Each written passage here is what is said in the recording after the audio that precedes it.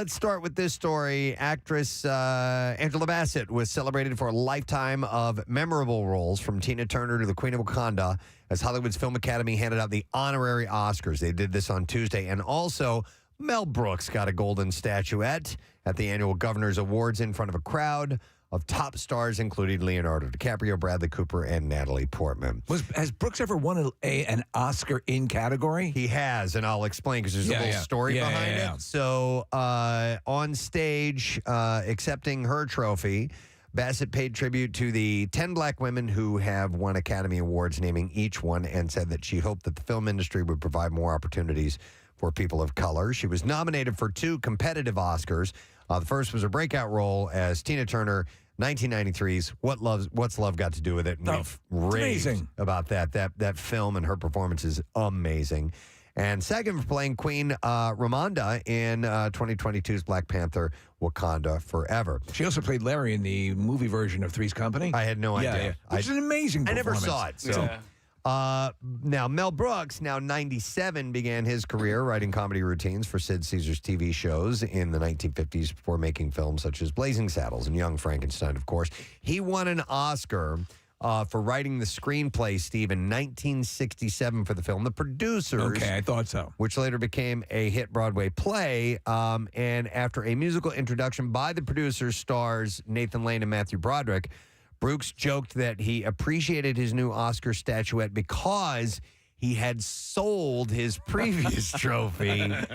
And he said, I won't sell this one, I swear to God. Doesn't that violate Academy rules? I don't know.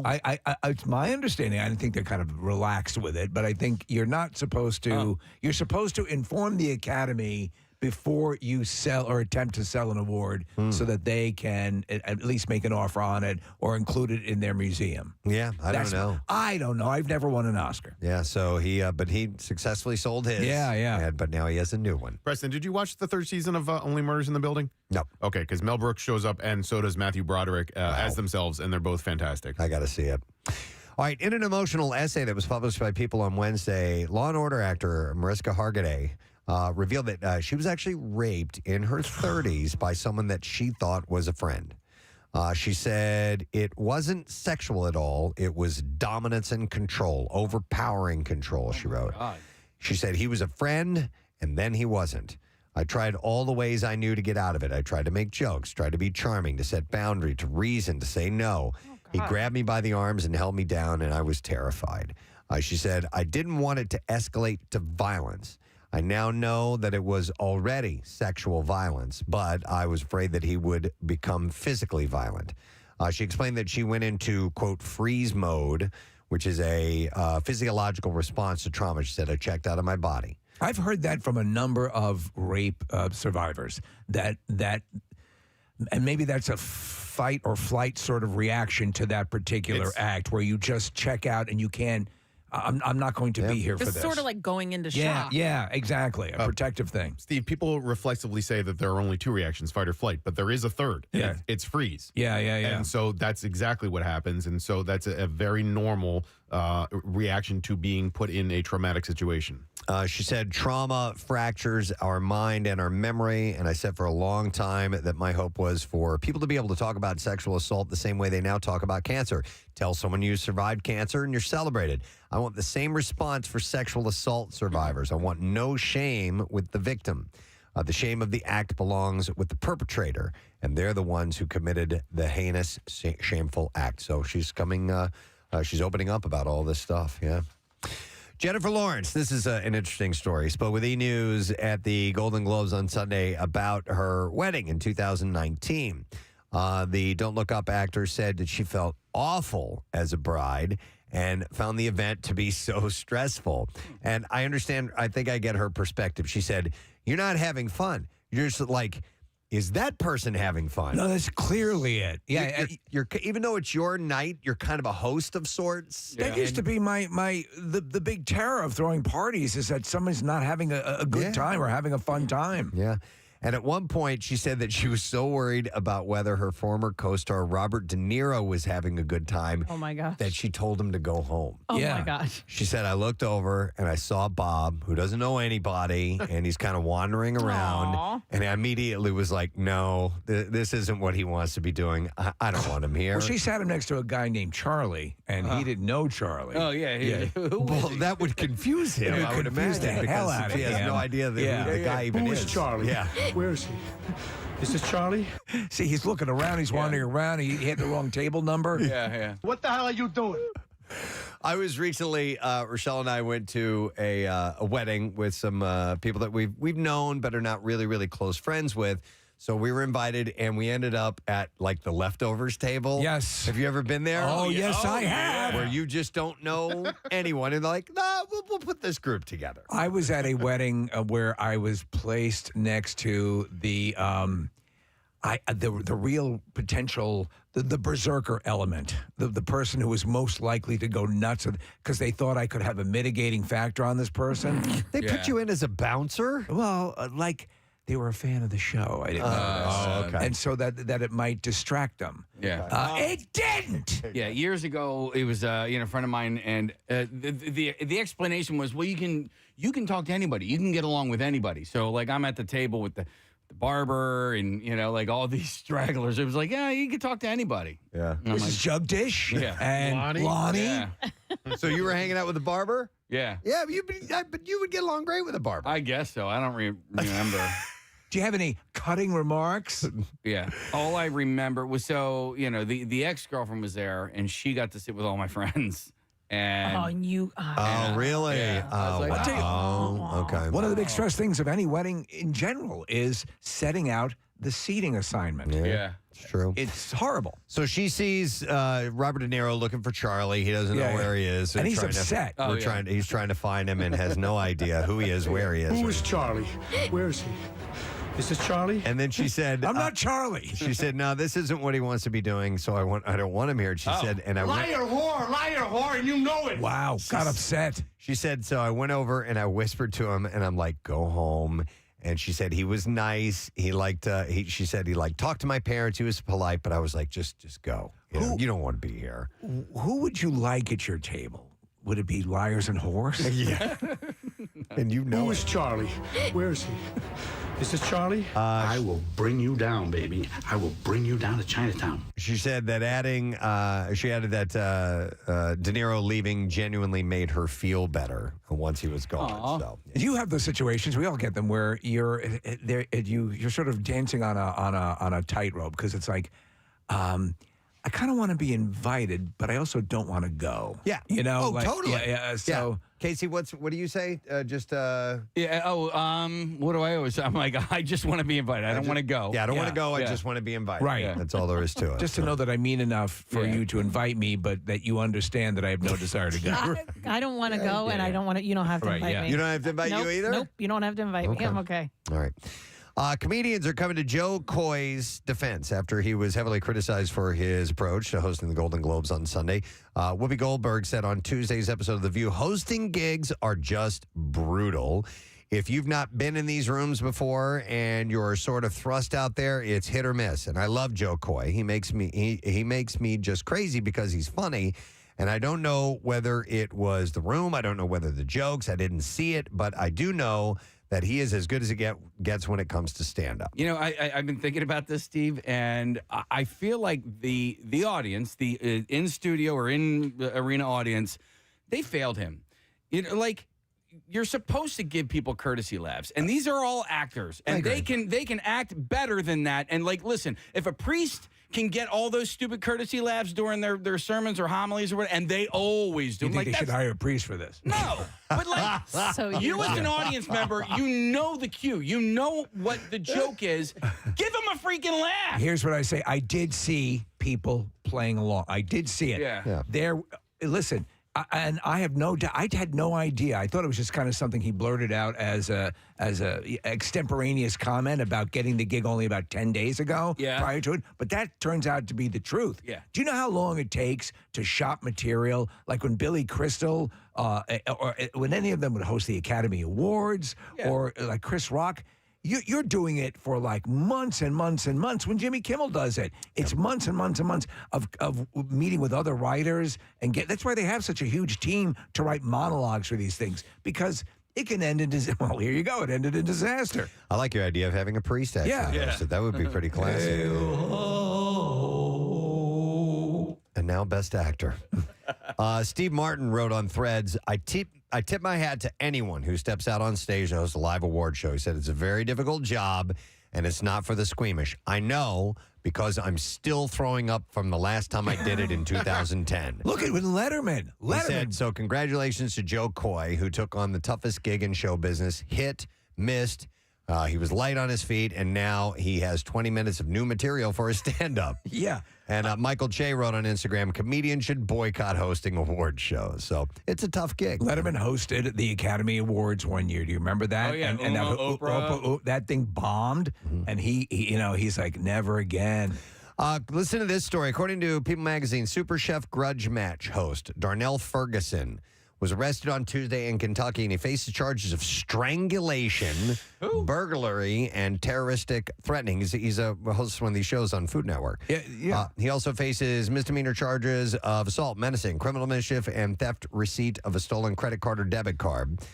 In addition to hosting Super Chef Grudge Match, he has appeared on Chopped, Worst Cooks in America, Guys Grocery Games, and Tournament of Champions. But now he's in some serious trouble.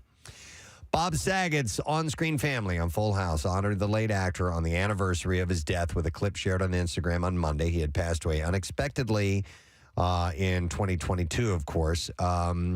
Andrea Barber, who played Kimmy Gibbler on the show, said during a video call with the cast, it almost gets weirder as time goes by, because I'm like, wow, it's been a long time since I've heard from Bob.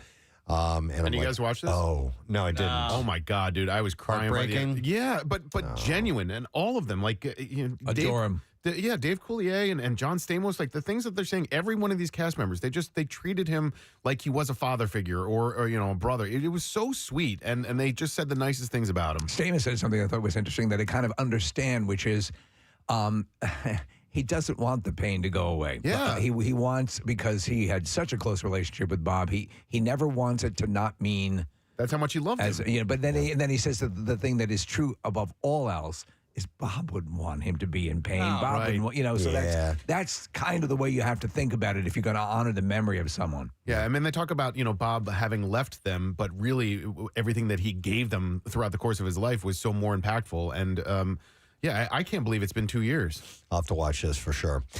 So, in a recent cover story for GQ, Saltburn actor Barry Keoghan revealed a large snake-like scar on his arm and shared that it was due to a case of necrotizing fasciitis. Wow. The flesh-eating disease. Flesh-eating bacteria. While going through the terrifying experience, he recalled asking doctors, but I'm not going to die, right? And he said they replied, well, we don't know. Director Martin McDonough, who worked with Keoghan on the Banshee of Inisherin, told the outlet, we were only about 4 days out from shooting and his arm was puffed up, but he was like, yeah, no, I'm gonna be fine. I'll see you on Tuesday. And I went to the hospital thinking, is he gonna die? Let alone is he going to make the movie? But I came out of there energized and looking forward to it, he said. He's an interesting actor. He was in the Eternals, and then he was up for an Oscar. I don't know who won the Oscar for Banshees of Inisherin. And then he's in this movie Saltburn, and I'm looking at him. I'm like, he's not an unattractive guy, but like, is he a sex symbol? Like if this dude were just a regular dude on the street, would you think the fame is helping these sex symbols? Well, sure. Like not bad. I mean, not much. What's his name? Guy from The Bear. He's Jeremy Allen White. He's got a not your standard looking Hollywood face. Agreed. But he's a good looking guy. He is. He's got a quirky good look about him. You know what I mean? Same with like Adam Driver. Right. Like that. If you saw him working at Wawa, you probably wouldn't go, wow, that guy's hot. You know what I mean? Say where the I couch still is. don't. Yeah. Adam Driver. I'm like, okay. I mean, listen. But Adrian Brody. Adrian Brody's way better looking than Adam Driver. I mean, they have definitely F, Mary, kill. F, Mary, kill. I would. But some Wait, people, who's the third though? Oh no. Some people have a unique look about them that That makes them. is intriguing. Yeah. Look at Humphrey Bogart, for Christ's And sake. can be attractive. Years ago. Like Casablanca. No, but it works because it was just the context. There's classic good looks, Right. and then there's another. I thing. would say confident good looks. Well, also, yeah, he's got Riz. So if you look at his performance in the Eternals, yes, that character had Riz. And if you recall, because he was kind of like the guru, he lived. he also had fufu. He did have fufu. I don't even know what that is. It's the new one. It's the new word. It's coming up. Yeah.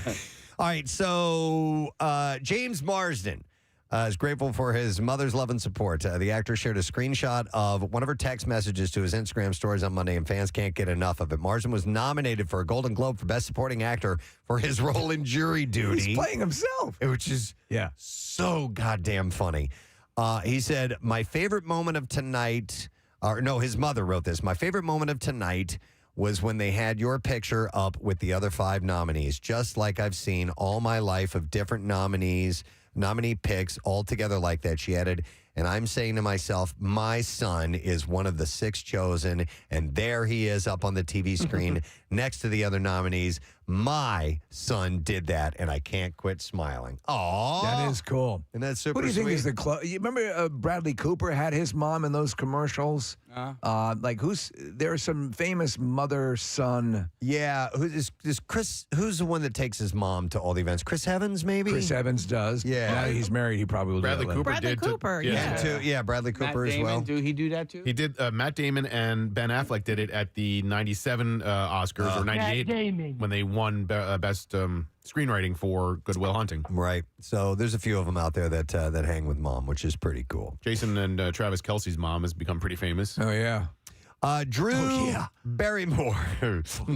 Oh yeah. Drew Barrymore posted. Those 2 guys should go hang out. They definitely need to. Jimmy. What? Jimmy. Guys, Jimmy. You're trying to tell a story about Drew Barrymore. My bad. No, it's all right. All right. I like What the hell is that? That thing's eating Reese's Pieces. Pacino's one of the kids in E.T. I don't know what the hell that is, but it's eating a lot of Reese's Pieces. What a sham. It needs to call home. I'm not finished. Can I have some of those Reese's Pieces, please? No, I'm not finished. All right. It's non-negotiable. Drew Barrymore posted a video of herself on Instagram Wednesday, tearing up as she shared that her 1998 film, The Wedding Singer, came on my TV as I was getting ready to leave the house, and I had to take in this moment and watch it. She tagged Adam Sandler in it. Yeah. And in the caption, she had added, I love you so much. I'd actually love to see a sequel to that movie. I'd love to see them now. And I was never a huge Drew Barrymore fan, but that movie, I just thought She's was adorable. Adorable. She's wonderful. Just the cutest. In the rom-com realm, she's excellent. I've always liked Drew Barrymore, but that movie is one that I think is just it is a perfect rom-com. Yeah. Do you and think the that they song at could? the end- Do you think they could segue it in, Casey? Because it was a movie about the '80s. It was a fun look at the 1980s and a goofy look at it as well. Right. Could they then move it just up one decade where enough time has passed where we can look at the '90s? I think so. And put that under a They would microscope. look too but they'd old look for too that. old, I Yeah, guess. Well, when did it come out? '98. All right. Did it come out in 98? Yeah. Or '99 perhaps. All right. So it would have to be like 20 years later, navigating, kids in their late teens in high school or something like that. You remember, Case, they sort of did a quasi sequel on a Goldberg's episode. Yeah. Where it's on the plane and Billy. Billy Idol was part of it. Yep. Casey, you know how This Is 40 was sort of a non-sequel sequel to Knocked Up? Yeah. Where the Paul Rudd and Leslie Mann played those recurring characters. They could do some version of that, like had Adam Sandler and Drew Barrymore in another movie about different people, but just have them play the same people that they played in Wedding Singer. Yeah, I feel like Hollywood should call me and discuss my ideas for sequels. Just ideas. It's just like, I'm an idea guy. Starting with priests hosting award shows. Not that, no. It's starting with The Wedding Singer. And then Hear also, me out. I would love to see a sequel to Big with Colin Hanks playing Tom Hanks's older. And then Tom Hanks playing Tom Hanks older. Does that make any sense whatsoever? Well, I'll tell you I know where what you're saying. I'm enjoying a sort of a plot conceit like that is Wyatt Russell and Kurt Russell playing the same character in Monarch. Yeah. Which is very cool. All right, I have 2 more quick stories for you. Selena Gomez will portray 11-time Grammy Award-winning artist Linda Ronstadt in an upcoming biopic. When I saw this, I said, yeah, that'll work. I did not. Yeah. Because she's a pop singer, Selena Gomez, but she ain't got no voice like Linda Ronstadt. And no way near in the ballpark. So I hope they don't try to have her. But I guess other people have done it. Renee Zellweger played Judy Garland. And did one of the greatest voices ever. Yeah. So I don't know. Maybe they could pull it off. Who's the actress? The actress who played Whitney Houston recently, they did the lip singing. Yeah. Okay. Ronstadt confirmed the news on her social media profiles Wednesday, and she said it all started with a simple dream. She wrote the post sharing Variety's article announcing the casting. She also posted a link to Rolling Stone's reporting, accompanied by 3 beating heart emojis. On Tuesday, Gomez teased her upcoming role of playing the prolific Mexican-American singer by posting a photo of Ronstadt's 2013 memoir, Simple Dreams, a musical memoir on Instagram. Okay, so she's Mexican? American? Yes. Yeah, I wasn't aware of that. Me neither. You know what I was unaware of until I saw this Albert Brooks documentary recently that Carl Reiner directed?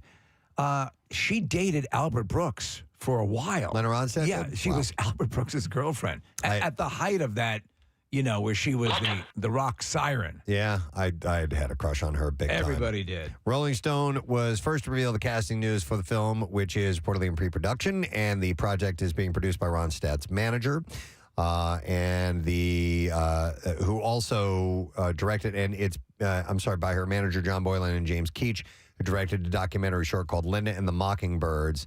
And also a documentary about her, and that film won Best Musical at the 2021 So I think Grammys. case could be made that were there no Linda Ronstadt, we might not have the Eagles. Right? Maybe not. They certainly helped each other out Football quite team? a bit. Yeah. Yeah, the Birds wouldn't be here. Yeah. Wow. Huh. All right, and then one last story. The showrunners behind Game of Thrones are finally releasing a new series, and now there's an official main trailer for it. The highly anticipated genre-bending mystery series called Three Body Problem is from creators David Benioff, D.B. Weiss, and the Terror infamy showrunner Alexander Wu. The new show is based on the best-selling book series, The Three Body Problem, and will premiere globally on Netflix March 21st. It is Benioff and Weiss's first series since the end of Game of Thrones. They had previously been working on a new trilogy set in the Star Wars universe, but exited the Lucasfilm project to focus on the development of a Netflix deal with this. And in the books, Three Body is an immersive virtual reality game that transports players to lifelike recreations of different moments from the distant past. The trilogy also chronicles humanity's first contact with an alien civilization from a nearby system of 3 sun-like stars orbiting one another. Looks pretty interesting. It sounds like it has a little bit of a Ready Player One element to it. Kind of, because there's virtual reality involved. And you'll see, if you watch Game of Thrones, you'll recognize a bunch of faces from the trailer who were in the Game of Thrones series. So they certainly know what they're doing. Yeah. So What's the release date? We're checking out. It's on March 21st. Oh. So something new. And what? Need something now? I want, yesterday. All right, couple Although I months. did start Well, watching that's Echo. another suggestion for Hollywood. Release stuff sooner so I can watch it. You started watching what? Echo Okay. on the Plus. Yes. They released it all in one shot. Yep, Yes. All 5 episodes. All right, we're ready for clips now. Ted is back and pushing the boundaries like only Seth MacFarlane can do. In this clip, the creator and voice of Ted talks about getting a little extra leeway for his jokes. If you're a stand-up comic or if you are somebody who is the face of their show, then if you have a joke that goes too far for people, you're going to be the one who gets attacked. You know, Ted does not exist. Peter Griffin doesn't exist. You can't tweet at him. For me, it kind of protects me in a way that maybe gives me a little bit of an unfair advantage because these are animated characters. But I don't know. That's just one theory. Ted, the series is streaming now. If you want to see it, it's on Peacock. So when the first movie came out, they sent out these promotional to radio stations, these promotional Ted dolls that spoke. It's a teddy bear. And I have it. I have it in my room. Oh, really? And during the holiday party, we had a whole bunch of kids over. And I hear from my room, "Hey, does anyone have like a self-pleasuring rag?" Oh, my God. Oh, no. Because the thing says about 40 inappropriate Oh, things. my God. So I'm going to put that in the closet. Probably a good idea. Here's our next clip. The new cast of Mean Girls is still trying to stop fetch from happening. But overall, the script is updated to reflect issues teens are facing today. And in this clip, Jenna Fisher talks about the most obvious change from the 2004 film. I think the biggest difference is the phones and the technology and how all of that is working itself into the story. This idea of you can be embarrassed by a video that's been posted, or you can go viral in both good and bad ways. That wasn't part of the original. We didn't have that. And so it almost ups the stakes. Mean Girls opens tomorrow, by the way. So, You know, that be up and running. it is, if you stop and think about it, not that many years, but she's right. I mean, the entire foundation of like the importance of the burn book in the original, well, that's all social media now. Yep. It's like, that's instantaneous. Yeah, absolutely. I was last night, for some reason, I was thinking about, she had mentioned viral videos and so on, and I was thinking about the history of that and how when we came to MMR, that was still kind of new stuff that was happening. Yeah. I mean, it was just kicking off. I mean, it was just like a year or two before is when those things started to surface. There was no YouTube. There was certainly no social media. You guys remember, I was thinking about this the other day, E-Bombs World? Yes. We got a lot of our clips from that. And that was pre-YouTube. And E-Bombs was sort of summarily crapped on by a lot of quote unquote, they weren't called providers at the time, content providers, because they weren't. It was like they weren't giving credit to the creator, right? To the creators. You guys remember the Hun? The Yes, Hun. the Hun. Yes. Porn. Oh my God, the website? Yeah, absolutely. I forgot about do that one. remember that. By the way, if you had a 28K modem, nightmarish. Oh, waiting for those things to download? Yeah. What is she holding? The good old days. All right, well, listen, we're going to take a break. We'll be back. Our buddy Dov Davidoff is stopping by. He's playing Helium Comedy Club tonight, so we'll chat with him in the 9 o'clock hour. We also have a trip to spring training. We'll get you the details about that shortly, so stay with us. The crew on America's Got Talent has been underrated and not appreciated enough.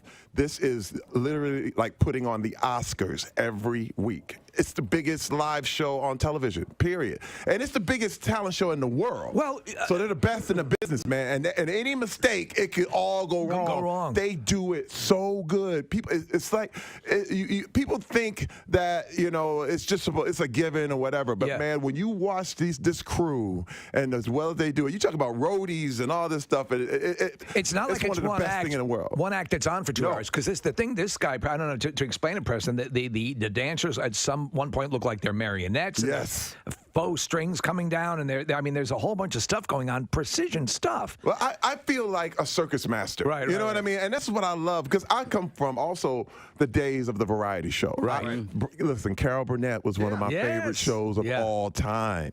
And I miss that, man. I wanted to bring that back. And I'm not a comedian, but at the same time, this energy, this love, I want to be this guy.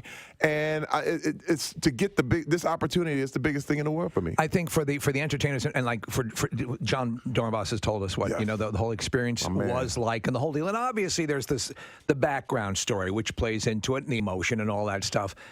So for some reason it works. It's the oldest Ted Max amateur hour that goes back for decades. Ed Sullivan. Yeah, Ed Sullivan.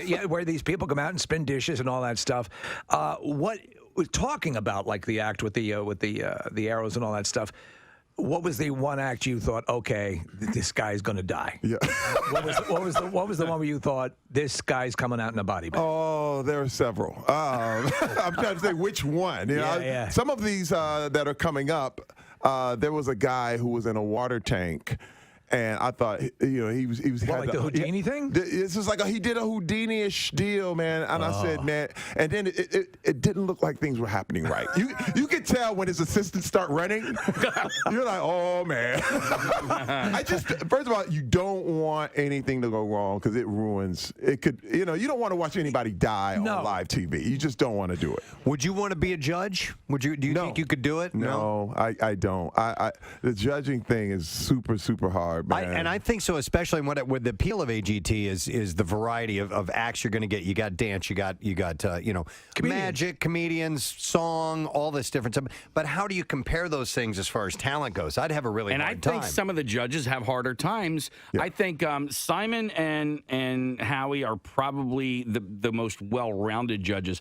I've seen Heidi not get jokes, and because she doesn't get a joke, she gets offended by it. It's right. Like, it's hard. But let me tell you one thing. I got to tell you this. The reason we have judges is because America wants blood. I'm just telling you. First of all, how can you compare a singer to a dancer to a danger act? Mm-hmm. Well, we know. How can you do that? The end result is, and this is the way I've always framed it. To me, you're looking for somebody who would be a successful Las Vegas act, right? And that's the context, that's correct? The context, right? But at the same time, this stuff is subjective, right? Yeah. What show do you see in Vegas? It's the show you want to see, right? Yeah. So if you want to see singers, you love singers. If you want to go to a dance show, you go to a dance show. So the deal is that America wants someone to lose. Yeah. America wants you bleeding, and they don't care if you're under 10.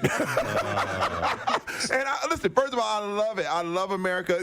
But it's the sports mentality. No. It literally is someone has to go home and that makes you tune in. But if they were like, there's really no competition, it's all exhibition, they'd be like, nobody dying here. I'm not going to watch this. Could you imagine your life without the foundation that you had in sports and all that's trained you for? I mean, it seems to provided you with a Swiss Army knife of capabilities that's gotten you through. I remember when I first saw you, I thought, and I have to be honest, who is this meathead? Who's this guy? Who's this guy? And then I go, why is this meathead so funny? And then I'm like, why is this guy? Why is this guy? And then I realized this guy's talented. But you said you weren't funny, you weren't a comedian or so on and so forth. It seems to me okay, this is something I got to take on and tackle and work through. Sports had to be just an absolute essential part of what made you you. Yeah, first of all, it was. Yeah. Simply because in the locker room, it's like all versions of humanity. Right. You know what I mean? Right. I was funnier in the locker room than I ever was on these shows. We had so much fun hanging in the locker room and just balling and hanging and talking and really doing our thing. And the sport itself, however, a lot of that drama came with baggage. Right. You know what I mean? And my thing is, sports is good until it isn't. Yeah. It's literally one of those things where first of all, I love sports, I love entertainment, but I love people more. And when you use people in expense of the sport, like right now the NFL is going through a thing where all the older guys are going through it.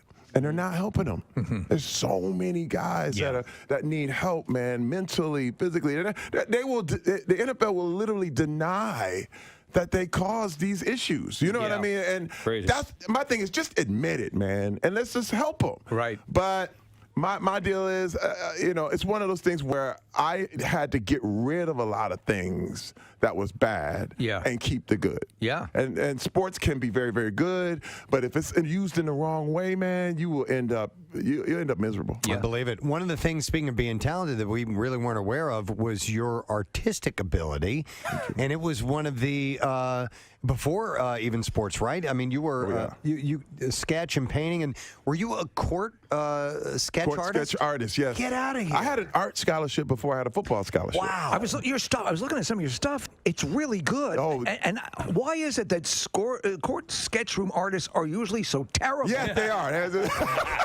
It's a lot of it. You have to be fast. Yeah. But at the same time, you have to understand too.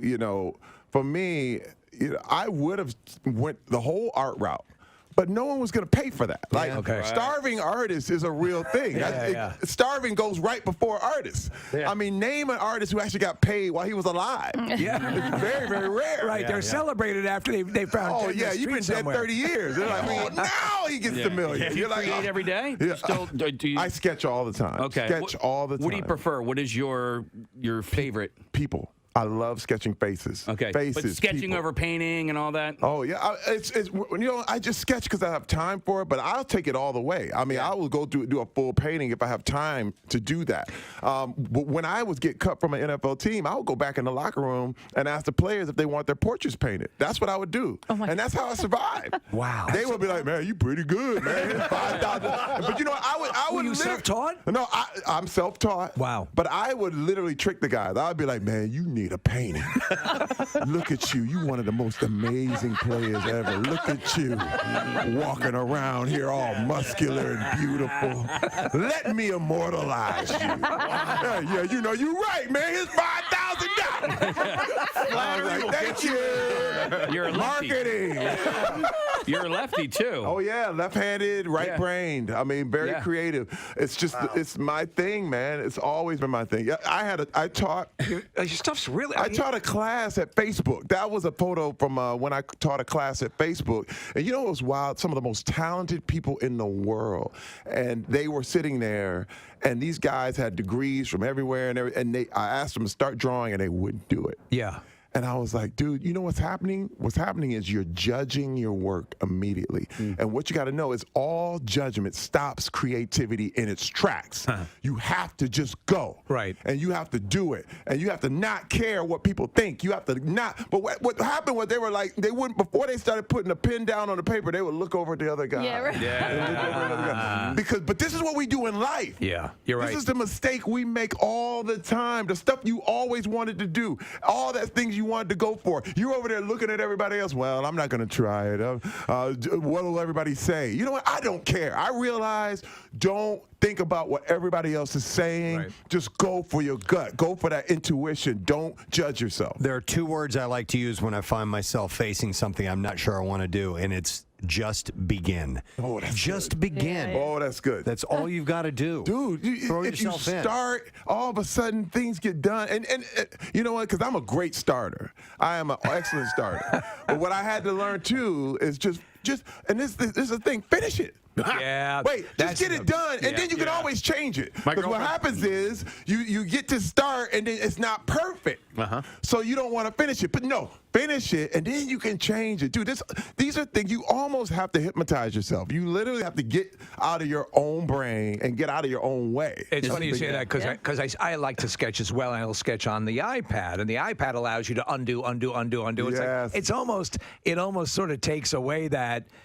Okay, I've got this now. I've got to work this. You know, you can correct mistakes all the time. And it's like, well, it's cool. It's also sort of a cheat. You know. Listen, everything I do, I have a mantra. It's start small, think big. Right. Start small, think big. Okay, just do a little bit. Right. I'm actually taking Mandarin Chinese lessons right now. I picked the hardest language to learn, but I'm getting it. Yeah, give it Wait, something. I'm all of a sudden, I'm like, wait a minute. I've been doing this for like a month. And I'm like, wait a minute, I understood that. When I heard the lady, she was like, wuxia, and I was like, I know what wuxia means. Yeah. I know what that means, you know. And so I realized, okay, start small. First of all, I haven't mastered English. I had to literally look at myself like, have I mastered English? No. So if I get to a point where I can tell somebody I'm hungry, and I can tell somebody where's the bathroom in Chinese, I'm good. You know what I mean? How is one human so talented? No, because first of all, it's not even that. I just keep going. Like, just try everything you want to do, and I only do what I want. I don't do, if there's something I don't want to do, it's like, don't even worry about it. You know what I mean? You're going to be good. I'm sorry, go ahead, Preston. As I've aged, I've found that I need to be working on something. I need to be working on something that I can improve upon, something that's a bit of a challenge, and I'm loving it. I didn't realize this until just a few years ago, whether it be, working on a golf swing, or I'm a musician and I want to improve and to keep going on that. And I love having that. It's so satisfying. Yeah. First of all, listen, you've been talked out of your creativity, man. You've been told you're not creative. First of all, like you said, I'm left-handed. The world is a right-handed world, which deals with math and science. So all the arts are given as hobbies, but just half your brain. Yeah. So you have to me, I'm literally telling everybody, be more creative, exercise it, because you've been talked out of it a long time ago, and it's so satisfying. I built Legos like crazy. Yeah. So speaking of arts and stuff like that, so my daughter's in 8th grade. She's in school right now, so I can talk about her. What the arts has done for her has given her the confidence. Like, so she's in 8th grade, and she's having like the best year of her life, and it's all because of what she's been doing in the theater. And it's a very, very they just. Everybody nurturing, and everybody like loves each other, and on 93.3 WMMR. Thanks, Kath. Real quick, can I do shout outs? Oh yeah. I got this. This is from Tabitha Paravanti. And she said, longtime listener to your show. My brother and I listen on our way to work every morning, and I was hoping to get a shout out from my dad's family-owned tree service, Matos Tree Service. I think I'm pronouncing that correctly. I bet you they're busy. Matos. She said he's been in business for 44 years and going strong. The business consists of my dad, my brother, and I. And it would mean the world of us if you can give us a shout out on the show one morning. Thank you for the laugh. Sincerely, Tabitha. So here you go. Shout out to you guys. Thanks for keeping us in the family biz. I had a relatively, speaking of trees, I had a relatively young tree outside my house. It split almost in half in the wind. Really? Like a very resilient tree. Not an old, dying, wizened tree, a kind of newer tree. Is it dead? I think it will be now because it split down like halfway down to the, almost to the ground. And I'm like, what the hell? So you think you got to bring the whole thing down? More than likely. But I had I had just purchased a Black & Decker, one of those little, saws. Yeah. And I'm like, all right, guess who's a lumberjack? Or you could reach out to Matos Tree Service. Matos. And they'll take care of you. We had a tree removed recently at our house, which, by the way, that ain't cheap. No. We had 4 done. We had the tree, the roots, all that stuff done, the trunk, and it was one of the Asian pear trees, and it had just gotten too big, and it's right next to the house. Yeah, and our lawn guy had said, he's like, believe it or not, those trees can at some point come down, so might be a good idea. So we got rid of it. We did the same thing, and we watched these guys come in. I forget the name of the service, but they came in. There were a couple of trees that were dying that in a bad wind would have come down into either our house or our neighbor's house. Yeah. But Preston, the guy shimmies up. They got everything going, and they cut this huge tree in chunks. I'm inside the house, and I hear whoom. I mean, that's how heavy these pieces of wood are that are coming down. It was the nor'easter that when we were at the camp, not the camp after, but the... Keenan's? No. Cardboard Classic. Okay. Anyway, I had a tree come down in my front yard. The whole thing came down. Luckily, it didn't break any... Because it ended up hitting the house, but it didn't break anything. But, dude, every tree came down in the entire state of Pennsylvania. Yep. So getting a tree person out there to clean it up was impossible. Dude, I had to cut that thing down all by myself with a sawzall. With freaking sawzall. Like, Take forever? Yeah, it took a long time, but you throw some headphones in and, Yeah, good to go. Yeah. All right, well, anyhow, I wanted to give them a shout out. Yes, Nick. Well, I know we're not doing tree chat, but I have a chainsaw comment.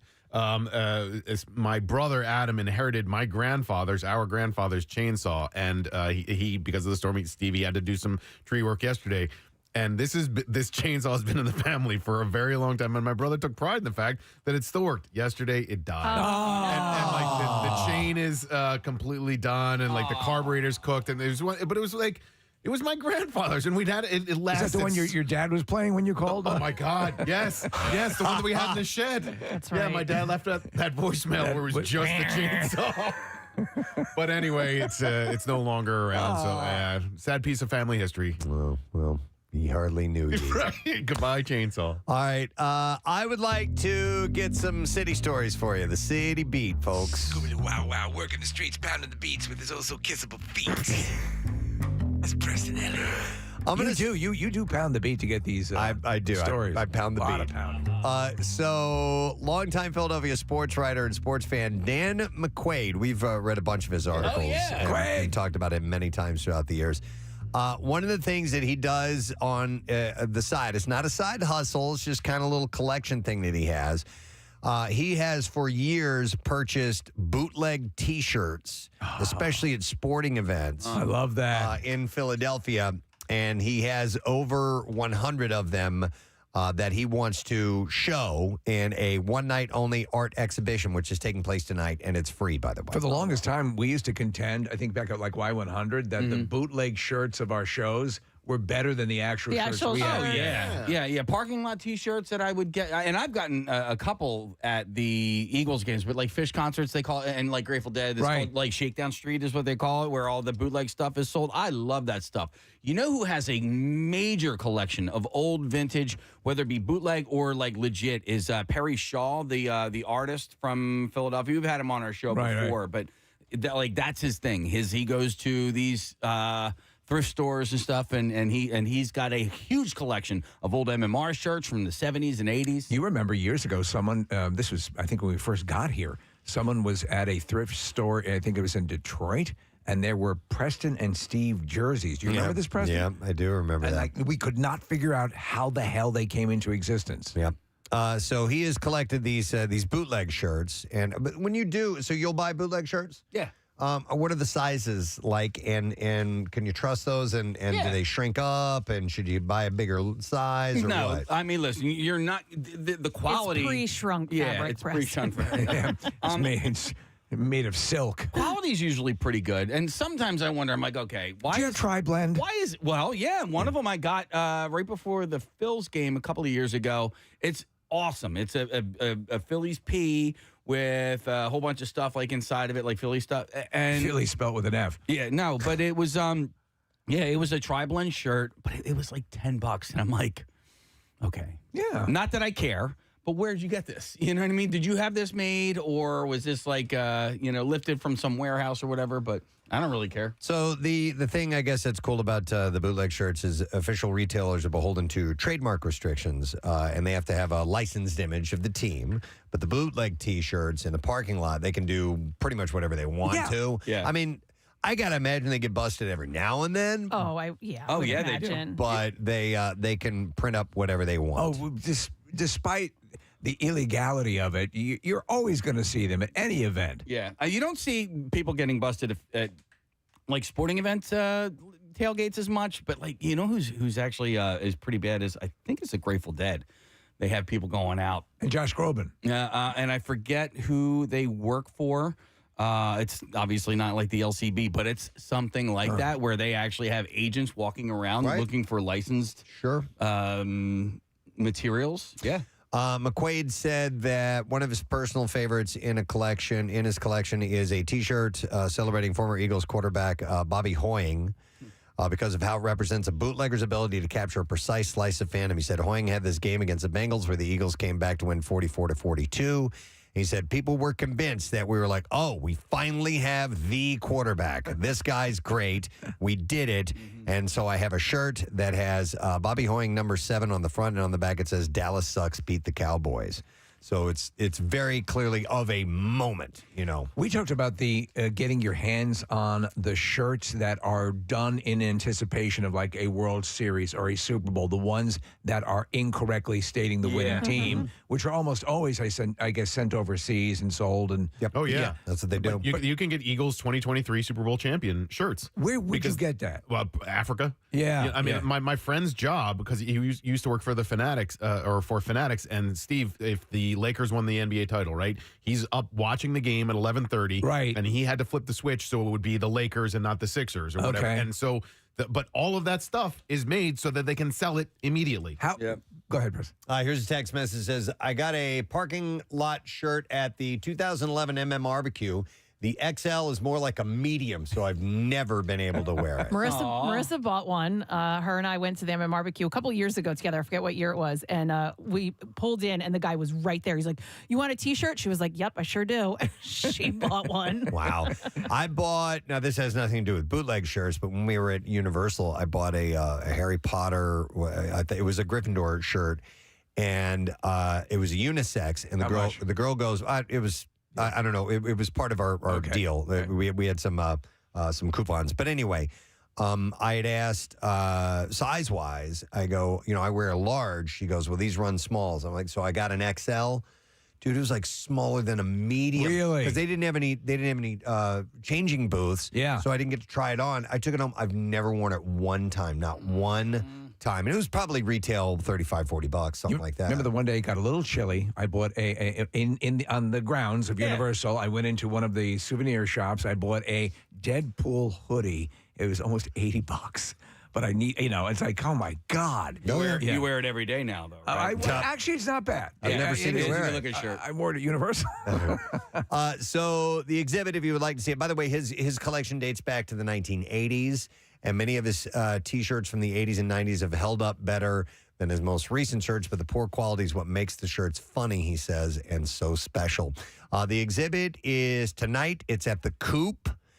Which is 1025 Hamlin Street, and that is from 7 to 10, and it is absolutely free of charge. I think that'd be check cool. It out. Yeah. So that's Dan McQuaid's bootleg T-shirt collection tonight on the City Beat. All right, what else? All right, this is outside the city, but it's in our general area, and I thought this was nice to see. The sprawling 458-acre Camp Laughing Waters in Montgomery County, operated by the Girl Scouts of Eastern Pennsylvania since the 1950s, has now officially been preserved under a publicly funded deal, which was just announced this week. That's very cool. Natural Lands, a media PA-based conservation profit, said that it signed a conservation agreement with the Girl Scouts for $3.9 million. To save the land for future development. It's like $1 billion. Yeah, I spoke to, I forget her exact title, but a couple of years ago, and I learned all about this preservation that's there. Okay. What was it? So has it in fact been serving as a camp for Girl Scouts? Yes, since the 1950s. Okay. And you can't, I forget, there was like something, I think there's a house on there, and you can kind of like take tours of this historic house. Yeah. So Camp Laughing Water spills across New Hanover and Upper Frederick townships in Montgomery County. The land includes 2 miles of Swamp Creek and its tributary Minister Creek. It's about 30 acres of ponds and wetlands. Most of the tract is wooded. Officials say the property serves as a habitat for songbirds that rely on dense forest. Are they going to keep the strip club? The Forest Strip Club? I didn't see anything about it in this article. Okay. But under the deal, the Girl Scouts will continue as owners. The easement ensures that the land remains open space and includes a provision for a 2-mile county trail for public use along the southern boundary of the property. I love the trails and the parks and all the stuff in the area that's so accessible to us. I mean, we have some of the absolutely most gorgeous areas. Yeah.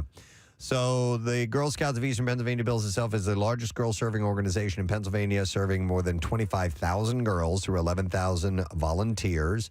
What kind of girls are you serving? Shut up. Camp Laughing Waters, centered in Gilbertsville, boast a gaga ball court, an archery range, 2 9-hole disc golf courses. What's Gaga Ball? My son loved playing Gaga Ball. Mine too. It's like a pit that the kids get in. Sorry, no, Casey was putting his hands up. I was saying, no, it's not like, that one. It's like an octagon, Casey, and they duel to the death. Oh, But wow, that's like kind of cool. It's dodgeball sort of within an octagon. Okay. Oh. Yeah, that's Gaga Ball. Okay. Jace was so into this. So we have 2 pits at our pool club that there were days where it would be, 90-something degrees out, and he would never actually get in the pool because he never left the Gaga pit. Yeah, No kidding. Oh my God, they get so into it. It's really competitive, but it's fantastic. Yeah. Can we play it here in the studio? Can we play it here in the studio? I don't know. Marissa? I went to this Camp Laughing Waters. Oh, really? Yeah, when I was a Girl Scout, we would we would do camping trips up there. But my most vivid memory is they had this beautiful mess hall to kind of, and I remember learning how to set a table, what to do properly. I mean, it was also 30 years ago or something like that. It's adorable. But the scene is kind of like in A League of Their Own, when they were kind of teaching them how to walk. I mean, they were very nice about it. They weren't, strict as they were. Kind of. I'd like to go back. Those were the assets that you didn't need to learn. See, in the Boy Scouts, we camped at Delmont, and I haven't been there since the last time I camped there. It was a father-son camp. I would love to go to Delmont. Is that the border of Delaware and Montgomery County? I don't know. I thought with the name Delmont. Delmont, Yeah, possibly. I don't even know. Because I was a kid. What I do remember is I had to go to 422 to get there because I just remember the curve. I remember that St. Gabe's curve on our way there. Remember the curve. I remember the other thing I remember learning from here was, those mini boxes of cereal that you would get when you're a little kid and you're camping? That on the side, if you laid it on its side, it was serrated so that you could cut it open and it was a bowl itself. Oh, I knew that. Yeah, so you would use the liner inside and cut that open, and you could pour right into it. I always thought that was pretty cool too, Marissa. They should do that with the full boxes. Ooh. Yeah. Because you could put away a box of You cereal. could do that. Casey, I think Delmont Camp is up north of Sumneytown near Green Lane. Okay. Oh, that's out where, by me. I know exactly where that is. Yeah. You want to go? No, so my sons did camp there. Okay. They did an overnight camp as a Cub Scouts, and it was Parker hated it. It was horrible. It was cold. And raining too, right? Yeah, it was just terrible weather. Just I don't horrible. like this. Yep. So I only camped as a Boy Scout 3 times. The first time it was pouring rain, and they tell you that when you set up your tent, you set it up on basically it's a platform On the cliffside. But during the day, when you're not sleeping, you're supposed to put your sleeping bags in the middle. Yeah. So there's 3 per tent, and we didn't do that, and so our sleeping bags were completely drenched, soaked, and it was horrible. I had a horrible experience. They had to put me in the front of a truck and turn the heat on because I was like. And then the second time I camped, it was in a blizzard, and I peed in my sleeping bag. I know. I know. And then you left the house. And then I left the house. No, I mean, Casey's you don't even admitted have he to was- joke there. yeah, The He joke was a bedwetter back in the day. Yeah. Oh, that So sucked. I peed man. that, and that sucked. And then the third time we camped in a cabin, and it smelled terrible. Yeah. And you would have to be in the cabin for a good 10 minutes before you become nose blind to it. Yeah. But the outhouse, so anytime you had to go to the bathroom, you came back in, you had to suffer for 10 minutes That of was that all horrible fascination. stench. Yeah. Oh, man. Yeah. Sorry to torture your kids. So what's your but you're okay with camping now though, right? Oh, I love camping. So I it didn't love camping. deter that. No, not at having all. those negative But I experiences. remember the hiking trails at Delmont. I assume you could probably go there as a regular citizen and hike there, right? Well, Enjoy your hiking, citizen. Yeah, that's a good question. I mean, sometimes these camps are private. You're not allowed to go in there unless it's an official function or not. But Green Lane's right by there. The park is fantastic. And there's plenty of hiking over that way, so you could at least get in the ballpark. So besides the Gaga pits, 2 9-hole disc golf courses, rope courses, indoor rock climbing wall, 16 campsites, including cabins with showers, flush toilets, large dining hall, and commercial kitchen as well. That's So, pretty expansive. yeah, that's pretty cool. So that's official. It will be conserved now from here on out. So I thought that was a nice story. All right, what else do we have there for you? All right, City Beat. Let's go with this one. The Philadelphia region will soon be without a single Sears department store location as the company's last outpost in New Jersey is set to close. What about the one? I'm sorry, but there was one in Granite Run. Is that gone now? I believe so, Casey. Located in Jersey City's Newport Center Mall. The location, also known as store number 1044, announced its shuttering in a Facebook post on Friday. The post encouraged shoppers to stop in today for great bargains and included a photo signage advertising discounts of up to 70% off. It was not immediately clear when the location, which opened its doors in 1987, would close for good. It's been the only Sears location in the Garden State since 2020 and is one of only a dozen nationwide. Man, Sears used to be the department store. That was the department store we'd go to all the time. That was it. That's where Santa was. We'd get the dream book for the toys and stuff like that. But they've been on the downslide for a while now. Yeah, the company's last large store in Pennsylvania closed in 2022 in Willow Grove, Case. Okay. And There was that one in Norristown, but it wasn't like a full Sears Like a store. Sears Roebuck? It was like, I think it was just like East appliances. Norton, yeah. In fact, I got some stuff when they were going out of business. I ended up getting some like a power washer, pressure washer, and stuff like that. Yeah. Yeah, I think it was more like stuff like that. It wasn't the full Sears store that you're used to. Right. Okay. So, they had a stripped-down location that closed last year in Pennsylvania in Camp Hill, and that was the last one in our state. So would you say the closest one now is? Braintree, Massachusetts. You got to love Sears if you take that trip. Yep. We're going to Sears in Boston. That footprint is a far cry from Sears' glory days when it had thousands of locations across the country. But since the advent of online shopping, the brand has faced a decline in popularity and revenue and filed for bankruptcy in 2018. automotive section was the big thing there. And they used to have the Sears Die Hard batteries. Yeah. Remember that? They were the most reliable car batteries. Well, at Granite Run, they had a Sears store at the Granite Run Mall, and then across the parking lot, they had a separate Sears Auto. Yeah. And so they were hopping. Have you guys been near that Granite Run area lately? Yeah, okay. Yeah. I mean, it is. It's almost unrecognizable. I feel like I had heard that they were going to maybe try and turn that Sears into pickleball courts or something.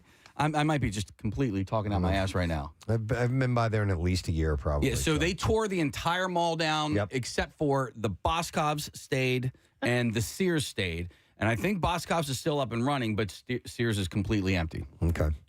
So the Sears is gone, man. Bye-bye. Yeah, I got to go to Massachusetts if you want to get one.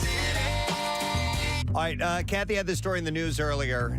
This will be our last City Beat story. The Pennsylvania Academy of Fine Arts.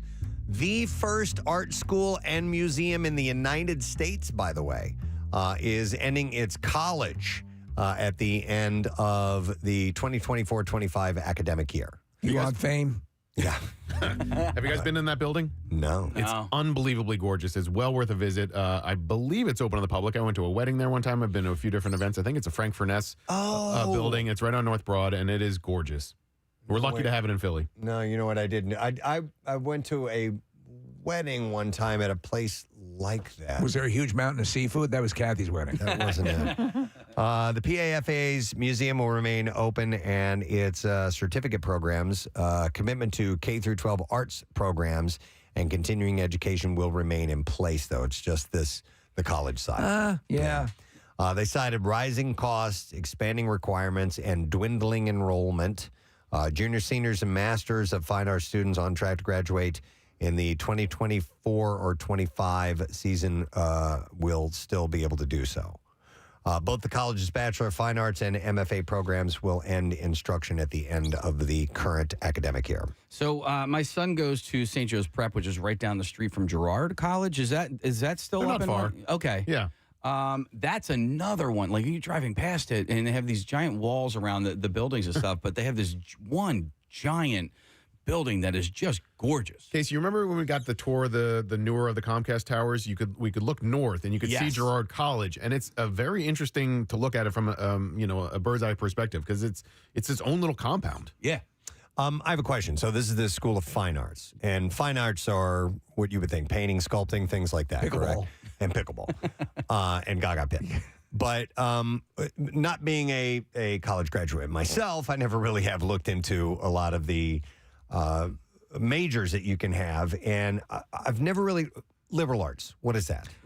Just general. It's considered a general service, general degree of sort of equipping you in all the basics. So there's no focus. Yeah. No, there's not. There's like if you not focus really. on, like I focused on communications or whatever. This is just general. It's just general. You're a liberal arts major? No. Oh, I said I focused, like On my communication. major was communication. So you figure that's your focus. Liberal arts is just very general. It's right. a little bit of everything. Yeah. Well, all right. So I could have just looked this up, but I was asking the question out loud because here's the answer on Google. It includes the study of history, literature, writing, philosophy, sociology, psychology, creative arts, and more. Yes. The joke used to be that it was 13th, 14th, 15th, and 16th grades. Yeah, like it's an extension of everything you learned. Yeah. Oh, okay. So just a whole bunch of stuff. But if you, it is What do you do with that? Well, you Career in radio. Yeah. I went to Ursinus, which is a liberal arts school. And I mean, you don't necessarily have to major in liberal arts to go there, but I think maybe your prereqs, you have to fill all of that stuff out no matter what your major is. Yeah. So if you're like my brother, a chemistry major, he had all of his prereqs were the same exact as mine as a communications major. Okay. All right. Yeah. I still don't know what you would do. I was a communications major, and oddly enough, I ended up in communications. Oddly enough. All right. Well, anyhow, thank you for answering my question. And that's sad news to hear about the Academy of Fine Arts. But the museum remains open, and the lower grades will still continue. This will up my chances of getting a scholarship there now. Yeah.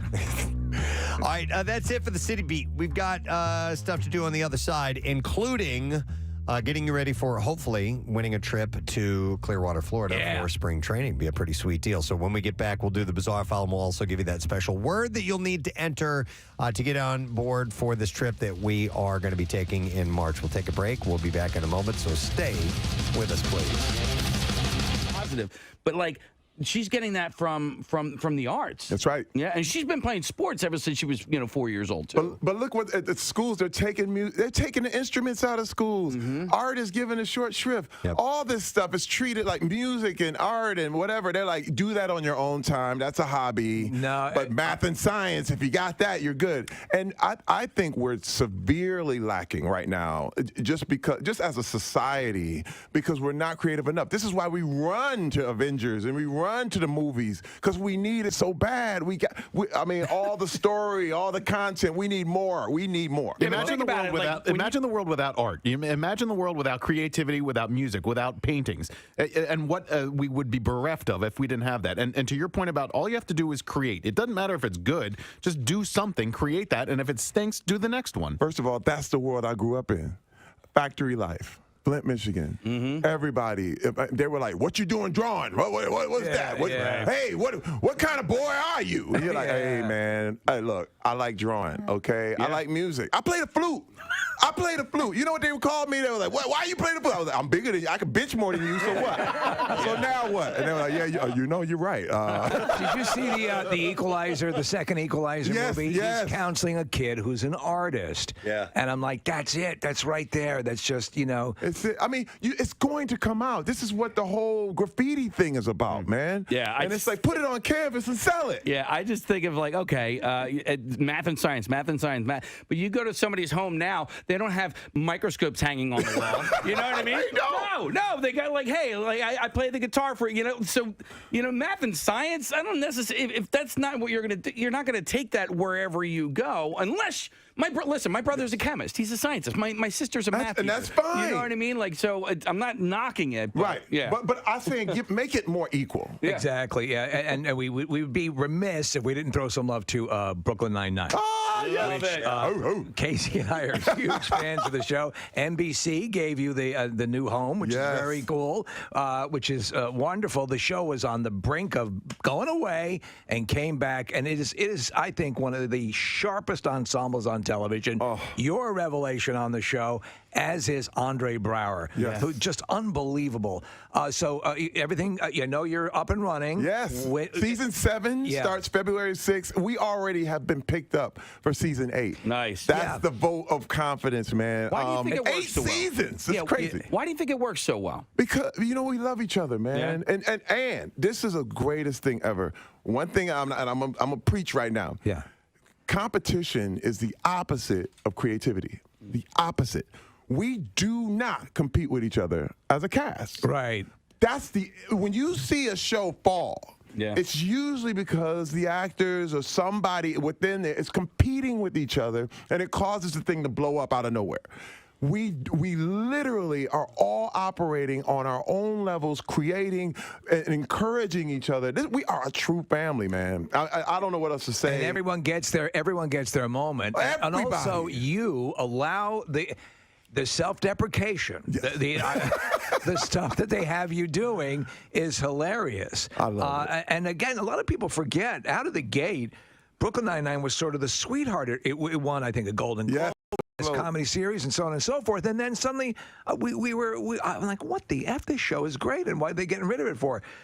Now this far into it has got to be the ultimate acknowledgement. And also that when you have a fan base, you talk about the connection to the fan base, that actually was vocally going after making sure the show came back. Well, I got something to say. When you're talking about Nielsen ratings, that's that 18 to 35 and the whole thing. But this is the deal. And you want to talk about math and science. If you really want to get a good gauge on what people are watching, you need a bigger pie. But the Nielsen is literally only 5,000 homes. Yeah. So wait a minute. I'm going, hey. But let me tell you what happened. The internet. Yeah. The internet spoke for us. They literally went nuts. And they got like 100 million people saying, wait a minute, why did you cancel this show? And for NBC to pick us up, man, and to give us the love. Yes, yeah. To give us that kind of love. What can I say? And now you're talking about in an era where you get maybe 10 episodes and they call it 2 seasons. You know what I mean? We're well over 170 episodes. I mean, literally in the can. A good friend of the show, Kate Flannery, has appeared on the show as well. Kate's great. And everyone that goes through, it's just nothing. It's just great things about the environment on the show. I also have to bring up the fact you were in Deadpool 2. Yes. For a second. For a second. That was a big troll. We trolled everybody on that one. What was that like? Because he is so talented, Ryan Reynolds. Oh my God. And we get the impression that there's just a lot of free lines going on right and left. What was the experience like working on that? It was an amazing experience because I love Ryan, but the big thing was the trick was we were going to troll everybody. Yeah, and you did. Because I knew instantly that I was going to die right away. Okay, but so I went on a whole press tour. You got it. But see, this is the thing. Fanboys deserve that. Yeah. Because they go out of their way to figure it all out. I already know. You know what I mean? I got the spoiler.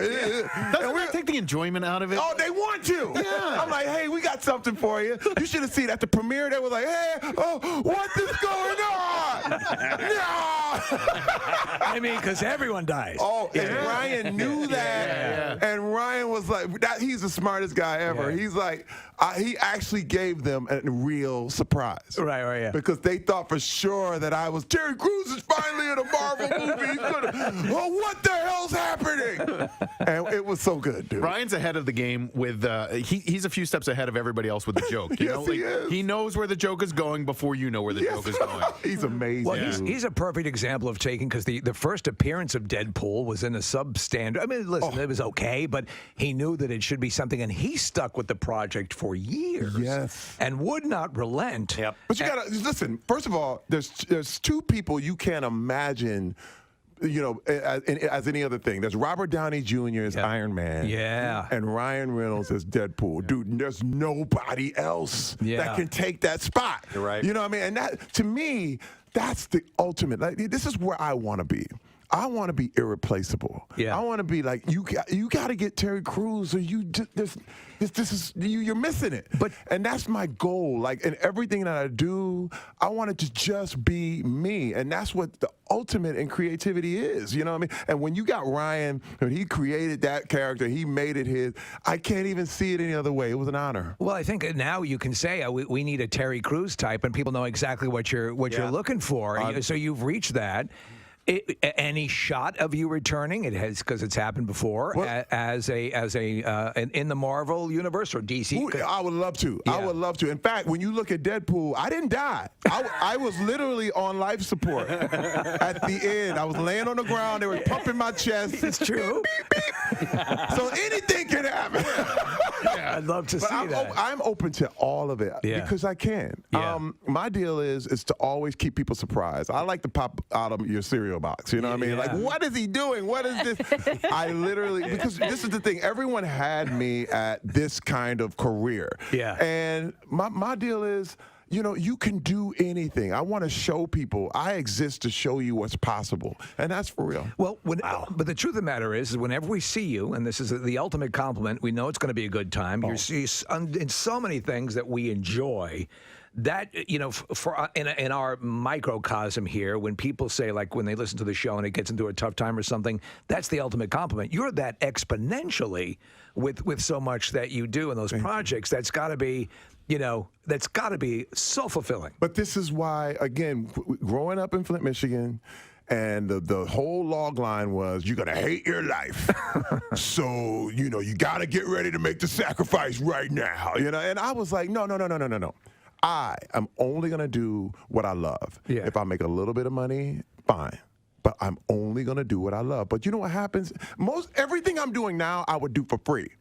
I'll be honest with you. I'll do AGT for free. I would do Brooklyn Nine-Nine for free. But what happens is, when you love it that much, they pay you a lot of money. Well, that is the advice I tell our interns. Or my father, both Preston and I fathers gave us the same advice. If you do what you love, you'll never work a day in your life. Right. And you will naturally excel at it because you will invest the time in it. And with that will come the reward. Dude, I feel like I am playing all time, all the time. I've just said play. And when I get there, it's like, my God, who gets this? Who gets this? You know what I mean? Well, you deserve it, man. You really do. Thank you, guys. Absolutely. America's Got Talent, Mondays, 8 o'clock, and it's the Champions that's going on right now. Yeah. So make sure that you check out it. Dude, we loved you here last time you were here. We absolutely loved it. You got to come back anytime you're in Philly. We love having you here. I love coming You're here, such a guys. positive energy force. So. First of all, when people talk about this stuff too, people kind of there's people who roll their eyes like, yeah, Mr. Positive. But first of all, it's true. Yeah. I'm not saying anything that's not true. No. And this is the deal.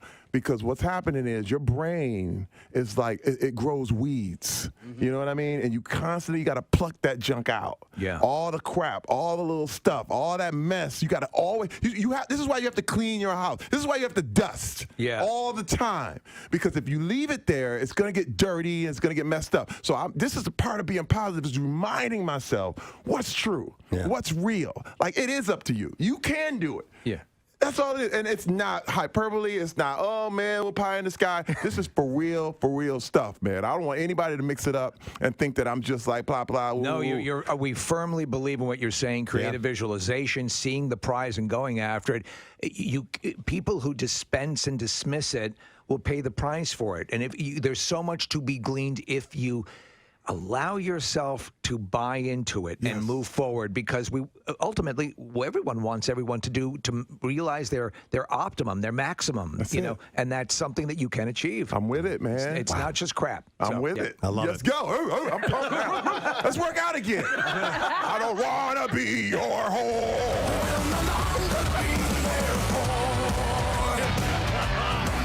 Perfect segue. Let's hear it for Terry Crews. Love you, man. Thanks for being here. Terry Crews. TV, they have billboards in the city now, and they're promoting the Flintstones are on at like 6 or 6:30 every night. I know, it's crazy. I know, it's so stupid that we're watching recanned show, but MeTV does it well. They do the Flintstones into the Honeymooners. I always hated the Honeymooners, but I loved the Flintstones. And they're the same show, basically. It's the same show, yeah. But I didn't like the Honeymooners because Ralph Cramden was an a-hole. Yeah. He just, Alice, I'm going to beat you to death with a hammer. Right, that's kind of what the implication. I mean, to the moon. If my dinner isn't on the table at 5:30, I'll punch you in the throat until you die. Yeah, to the moon essentially was that. I'm going to punch you to the moon. Yeah. Mm-hmm. Ah, the good old days. I'm going to throw you down the stairs and beat you with a sack of oranges. To the moon. But not before I strangle you and rub a hot iron across your face. Then I'm going to cover you in pork chop sauce and put you into a pit with rabid dogs. Wow. I'm going to cut you up so bad you'll never be able to have children. Oh, my God. Huh. I'll remove your breasts with a wood planer. To me, it was so depressing, too, because they had their clothing was in a bureau in the kitchen. Well, they were poor. I mean, they were just making ends meet. But I mean, there's Desi Arnaz used to beat his wife too, because I remember she spent too much. She spent too much money on like hats or something like that. And there was an episode he bent her over his knee and spanked her. Oh, and there was another episode one time, Casey. I kid you not. She had done something that was going to piss him off, so she decided to go and get a sunburn so that he wouldn't hit her. Jesus. Oh my That's God. what television programming was. Lucy, I'm going to throw you down the elevator shaft. Lucy, I'm going to take your back, tie you to the dumpster, and drive the car into you. Ricky. 1950s programming, Wow. man. I'm going to cut your head off. That's ridiculous. Columbia necktie. Break your legs. See, the audience ate it up, though. They loved it. You know? There was an episode of Different Strokes where Arnold got in trouble, and Mr. Drummond, because he wasn't his actual father, put him in a wood chipper? No. They brought his uncle in to beat him with a belt. I'm not lying. That's like, that was a legit episode. Storyline. Yeah. Here, get the switch over here. Get your uncle. I can't beat you, but But fortunately, we found someone who can. Got a blood Do you remember relative. in the Dick Van Dyke Show when Dick Van Dyke slammed Mary Tyler Moore's head in the car door? Oh, yeah. Because the mashed potatoes were lumpy? But the audience loved it. They were lumpy? Yeah. Wow. Yeah. I'm going to make your head lumpy. Brought to you by Patient First Cold and flu season is here. I've got a clode. You do have a clone. Patient First is here to help. Hey, Harry.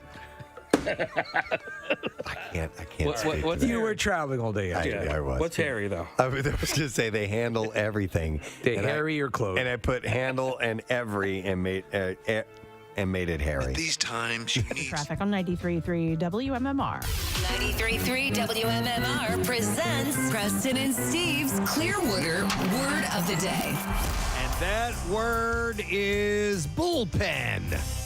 Yeah, we're definitely doing some pretty obvious words here that you can easily remember. Bullpen. And what you need to do is head to the contest page, WMMR.com, and enter it for your chance to win a spring training trip for two from PhillySportsTrips.com. That includes airfare, 3 nights at the Hilton Clearwater Beach Resort, tailgate parties, and a post-show happy hour with us at Coco's following our live broadcast on Friday, March 15th. This contest ends on Friday, January 19th. And you have to be at least 21 years of age. Contest rules, complete details, all that stuff is at WMMR.com. And just a heads up, you can also buy your way into this amazing trip. There are limited spots available, so go to PhillySportsTrips.com, reserve your spot, and travel with the pros. So the word again is bullpen. Go to WMMR.com and enter it now. WMMR presents Preston and Steve's Bizarre File. All right, we're going to jump in with this story. A man was arrested last week after passing counterfeit $50 and $100 bills at a Wawa in South Brunswick over several months, by the way. So he was doing this for a while. James Leonard used the fake money, which is designed to be used on movie sets and can be ordered online at the convenience store. He was charged with theft by deception. Now, Leonard went into the Wawa at busy times so that cashiers didn't have time to scrutinize the bills. It wasn't until the money arrived at the bank the fake currency was discovered. The bills have the phrase "for motion picture use only" across the top. Used to be able to buy those on Amazon. And in smaller print on the left side. After the store learned that Leonard was allegedly passing fake money, his photo was posted in the Wawa, and a store manager told police Leonard had passed about $600 in fraudulent $100 bills. Yeah, John Wick's picture is on the money. So Since September. So, yes, they clearly say for motion picture use only. All right, this is weird, okay? So an elderly South Carolina couple were found dead inside of their home Saturday, and cops say that their heater's temperature was 1,000 degrees. What? I didn't know you could crank it up to 1,000. I didn't know that Because either. I would put rotisserie chickens all around my house. Police said that they were conducting a welfare check Saturday and ended after they entered the home, and they described it as, quote, extremely hot. Do me a favor and put it up to 1,000. The family of the deceased had told police that they had not seen their parents since Wednesday. When officers arrived, they said all doors were locked, but the window leading to the victim's bedroom was not secure. Police said they removed the screen to the window and looked into the bedroom, and they saw the couple was dead. What commercial unit would allow to 1,000 degrees? Firefighters found the heater in the basement was extremely hot, with a temperature reading inside the heater of over 1,000 degrees before they were able to deactivate it. Jeez. One firefighter said that the heater was so hot it looked as if the basement was currently on fire, so it must have been glowing. That's amazing. Once officials realized the heater was not on fire, they deactivated it. They then measured the temperature of the heater itself for more than 1,000 degrees. Fire officials said the interior temperature of the home still exceeded 120 degrees after the home was open to cold weather for about 20 minutes. So the only thing to do would be to put on your air conditioner to minus 500. Medics measured the body temperatures of the victims with a device that reached up to 106 degrees, and both victims exceeded that reading. That's horrible. Do you think most senior citizens would notice if they're always wearing sweaters a lot and stuff like that. They were identified as Joan Littlejohn, who was 84, and That's Glenwood horrible. Fowler, who was 82. Cops said that Fowler was lying on the bed with no clothes on and facing upwards, and Littlejohn was slouched in a chair at the side of the bed. That's freaky. And a coroner says that no foul play was involved in their death. So, wow, I've never heard of anything like that before. All right, this is horrible. A TikTok user and others waiting for their subway in New York City were spooked by what ran out from underneath a blanket. A video showed a pack of rats hiding under a homeless man's blanket and running away right after he lifted it. Kathy, this will freak you out. Oh, God. I mean, at first you see 1 or 2 rats run out, and then they pull up the blanket, Kathy, and Oh, like God, no. 30 of them run Wait, out. did he know they were there? We don't know. Yeah, probably. Witnesses chuckled at the beginning of the video after 3 rats were spotted running away from the homeless man. They walked over to him to wake him up, and that's when more than 20 rats sprinted out Oh, God. to an area close No. to the subway tracks. Yeah. I wonder if his body heat was, because I saw no story as if he was being bitten or eaten or whatever. He seemed to be fine, was the word? Yeah. So according to Homeless Outreach, around 3,400 individuals live in more than 90 subway stations. The TikToker did not specify which subway platform that they spotted the pack rats, but some of the commenters were saying that the rats kind of cuddled with him, or they felt him to keep warm. Rats, no matter where they are, actually enjoy cuddling with humans Oh, gosh. that are or aren't their owners. Kathy, watch. No. Cuddling No, indicates I don't want. that a rat is happy and comfortable with the person around them. The homeless man and his blanket in the video seemingly provided comfortable surroundings for rats, which TikTokers have found to be really sad. Yeah, watch this. We're watching the video now. When they lift this up, Kathy, you'll get an idea of, look at that. Just a whole group of them running away. That's a terrible story. That's awful. All right, how about this story? Well, no rats in this one. No. Maggie Wells, a 34-year-old mother of 3, embarked on a weight loss journey, and she did it after waking up on New Year's Day with the realization that her children had very few photos of her due to her weight. She was on Good Morning America. Maggie had begun her journey on January 1st, 2018. She changed her diet by eliminating added sugars and reducing daily carbohydrate intake. Within the first month, she lost 24 pounds, and a year later, she had shed a total of 185 pounds. Good for her. But she emphasizes a daily mindset, concentrating on the next 24 hours rather than the long-term goals. She now incorporates exercise, and she's doing better for herself. But she realized she had looked around, and there were no pictures of her anywhere. Wait. That's a subtle. Yeah. Is this the same woman that she used Ozempic and then her insurance stopped covering it and she started to gain the weight back? They don't mention that in this story No? at all. Okay, all right. No. But She sleeps with rats, though. She says that helps. I do have a story set aside of people, Kathy, who are, yes, once they get off of Ozempic, they're now worse than they were before. Oh, man. And of course, that happens. It happens, yeah, with all sorts of dieting and stomach stapling and all that stuff. Yep. All right, and we'll do one more. All right. So at least 3 people were hospitalized after mistakenly eating colorful pods of liquid laundry detergent that were distributed as a campaign freebie in Taiwan's presidential race. They're handing out, like, Tide Pods? Yeah. One of the victims said she thought that the pods were candy. Yeah, I would have thought that. The pods came in partially clear packaging with photos of Nationalist Party candidate Yoi Yu-hee and his running mate. Writing on the bags, it said, "Vote for number 3." The place on the ballot for the nationalist ticket is in a 3-way race. And also, each pod can wash up to 8 kilograms or 18 pounds of clothes. Wow. A nationalist campaign office gave out about 460,000 of them. How many were eaten, do they know? Hung Jung Chang, head of the office in central Taiwan, apologized for the incident. He said, in the next wave of house-to-house visits, we will not distribute this kind of campaign material. We will also stress to our villagers throughout our grassroots organizations that they are laundry balls, not candies. Those hospitalized included an 18-year-old man and an 86-year-old woman who were released after having their stomachs flushed. But people thought it was candy, and no, it was for doing laundry. Yeah, I've never heard of campaign Tide Pods. And that is what I have in the bizarre file for you. All right, we're going to take a break. We'll be back in a second or two. Don't forget our friend Dov Davidoff is going to be stopping by today. And we want to remind you of the Clearwooder word of the day. It's bullpen. All right, so go and enter that at WMMR.com. Try to win that trip with us to spring training. Bullpen. We'll be back in a moment. knows about your clothes and harries it correctly.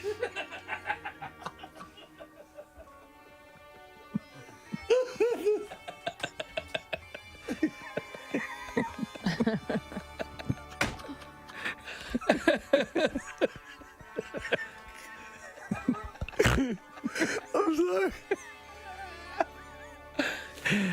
And I snorted too. Middletown man pleaded guilty Monday in federal court to trafficking protected turtles. 62-year-old David Summers of Levittown struck a plea agreement with federal prosecutors and pleaded guilty to one felony count of violating the Lacey Act and agreed to forfeit nearly 3,500 diamondback terrapin hatchlings, according to the U.S. Attorney Office for the Eastern District of Pennsylvania. Prosecutors said Summers admitted that he falsely labeled the trafficked turtles taken from the New Jersey marsh habitat between August 2014 and October 2017. He acknowledged sending a package containing 11 of them to Canada and mislabeling the package as a book to underreport its value. Officials from the Environment and Climate Change Canada intercepted the package of turtles and alerted American authorities. Today marks a major step forward in the treatment so of bizarre. turtle. Do you know Dude, where this guy was making a ton of money? I had no idea they were worth that much. He made $500,000 over 3 years. Oh my God! Yeah. Oh, I gotta go. It's better than cocaine. Shipping turtles. Yeah. Shipping turtles. All right, so wait, Do you have my stuff? what did he get pinched for? Lying about it, or just No, the shipping it in general? Yeah, the package. The Canadian government intercepted the package, and then they contacted the United States. So, yes, some of these You're not endangered allowed. exotic animals can draw incredible money. All right, so I can't go do that as a cottage industry. No. As long as I ship it and package it correctly. No, you can't. Doesn't matter. It's just It doesn't straight up matter. illegal. Okay. Yes. Summer's sentencing will take place on May 15th. The 62-year-old could be sentenced to as many as 5 years behind bars, 3 years of supervised release, a $250,000 fine, and restitution to New Jersey for the value of the turtles. Imagine you end up in a cell and the guy with you said, triple homicide. What are you in for? Turtles. I don't know where he's picking these things up at, but there is Turtle City. When you're New going, Jersey. All right, but when you're going into Wildwood, right? Yeah. Like North Wildwood, because I ride my bike there all the time. They have all these turtle crossing signs, which is great. Yes. But there's a huge wall barrier that is in the middle of the road, and I'm like, how do they clear that? They don't. They don't. Like, so if you clearly know that turtles are crossing here, why did you put up a wall for them to just get smashed by cars? There's no opening in the wall? None. There's no sign. Turtles go through here. No, and I don't think they can read. No, either. that's Case, so these turtles are protected under New Jersey law and by an international treaty. They are not found in the wild in Pennsylvania, but where Summers resided, but they have a dwindling habitat range in neighboring New Jersey. So there are some in New Jersey, but it's completely illegal. And this guy apparently he worked for numerous Republican candidates in Bucks County in recent years and was previously a reporter. He previously covered news for the Trentonian, Bucks County Courier-Times, and the News Network, and also wrote for LevittownNow.com between 2013 and 2014. Not another turtle story, please. Seriously. I like turtles. Love them. That's that little kid grew up to be. That's him. Oh my God, it's him. I love turtles. All that comes across my desk are goddamn turtle stories. I'm telling you for years. Couldn't you see the signs? You interviewed me when I was a kid. It was a cry for help. I was dressed as a zombie, and I said I love turtles. Why was no one listening? Looking good. Jonathan just got an awesome face paint job. What do you think? I like turtles. All right, you're a great zombie. And Oh my God. It's him. It's him later on in life. I love it. It never stops. But because my sons have been to dances, but without a date, and it's not odd. Like when I was in middle school, if you went by yourself, unless it was a dance where it's known, everybody just show up and we'll be at the school and we're having a party. Right. But for the most part, everybody went with a date. Yeah, and you got, I mean, at least for me, you would get asked to go to the dance. Your teacher would pick you up. Stop it! You ready to go, baby? Hate you. Hey, look, I put some Tinker toys in the back. Keep you occupied. Let's go to Maureen. Hello, Maureen. Our last song at our 8th grade dances was always Nights in White Satin. Nights in White Satin? Yeah, a bunch of eight. Yeah, how old are you? Breathe deep the gathering gloom. Right. Watch lights fade from every room. Maureen, what did you do in the poetic portion of that song? Bathroom break. Sway back and forth. They'd start crying. Maureen, did you kiss anybody that night? That's so long ago, I don't even remember. All right. Well, thanks for your call. That means we appreciate it.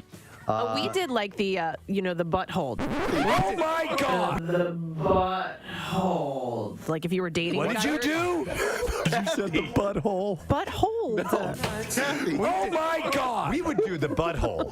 Do the butthole. Everybody now, it's time to do the stuff with your butts. You guys We're talking about backside stuff. Casey nearly spit out all the I don't understand why you In the punch bowls, we have a whole bunch of lubricant. This should make it easier. Kathy, do we have the hustle anywhere? Yes. Do the butthole. Hold. I said hold. That's not what it sounded like. Butt hold. One more butt. You guys were advanced. We did. Butts in white sack. Do the butthole. Oh my God. Youngsters are really enjoying their buttholes. Do the butthole. Do the butthole. Okay, so you do the butthole. I mean, never mind at this point. Oh. No, yes, if you were dating the guy you were dancing with, the guy would put his Time hands. to do the butthole now. To the butthole. And who's up for some old-fashioned finger blasting? So wait a minute. Explain to me what the butthole is. It's your Yes, Hang on, I the wanna hands hear would her. be, instead of on the waist, they would just slide down a little bit and hold the girl's butt. Grab Yeah. the butt. Okay. were you constantly under the watchful eye of a proctor or somebody who was? There was always teachers there, but I don't think it was as They strict. couldn't see everything. And as strict as the nuns watching at those dances. No, why- seriously. But that's why the St. Kevin's dances were so great, because they were so crowded that, like, all right, you can't. I'm too tired to worry about your butthole. The butthole. You said the butthole. Somebody had sent me a listing for a home that's on sale in Maple Glen. All the realtors are posting it on Oh, there. they are? Yeah. Okay, so there's 48 photos, and if you get to photo 31, you have to stop and go, wait a minute. What is that? What is that? So it's a beautiful home, by the way. Beautiful. And What's for the style? a decent price too. It's 5,000 square feet. Yeah. And it's gorgeously laid out. It's $750,000 for a home that looks like this. That seems like a pretty good price to me. It actually does seem like a really good price. Yeah. But when you get to photo number 31, you realize that they have a bit of an S&M dungeon in their house. But it's in like a beautifully Decorated it's almost like an executive dungeon. But I mean, it's decorated that way. Like it's not just little things maybe in a box somewhere. No. They had things built in their basement. Yes, and in fact, if you look at the bed, there are stocks. Yes. Like you would see Oh my God. when they would be punishing someone in the square where they have your Yep. head and your arms up in the stocks. If you were a witch. Yeah, exactly. And the bed has what appears to be, you can turn it into a cage if you want to. It has bars.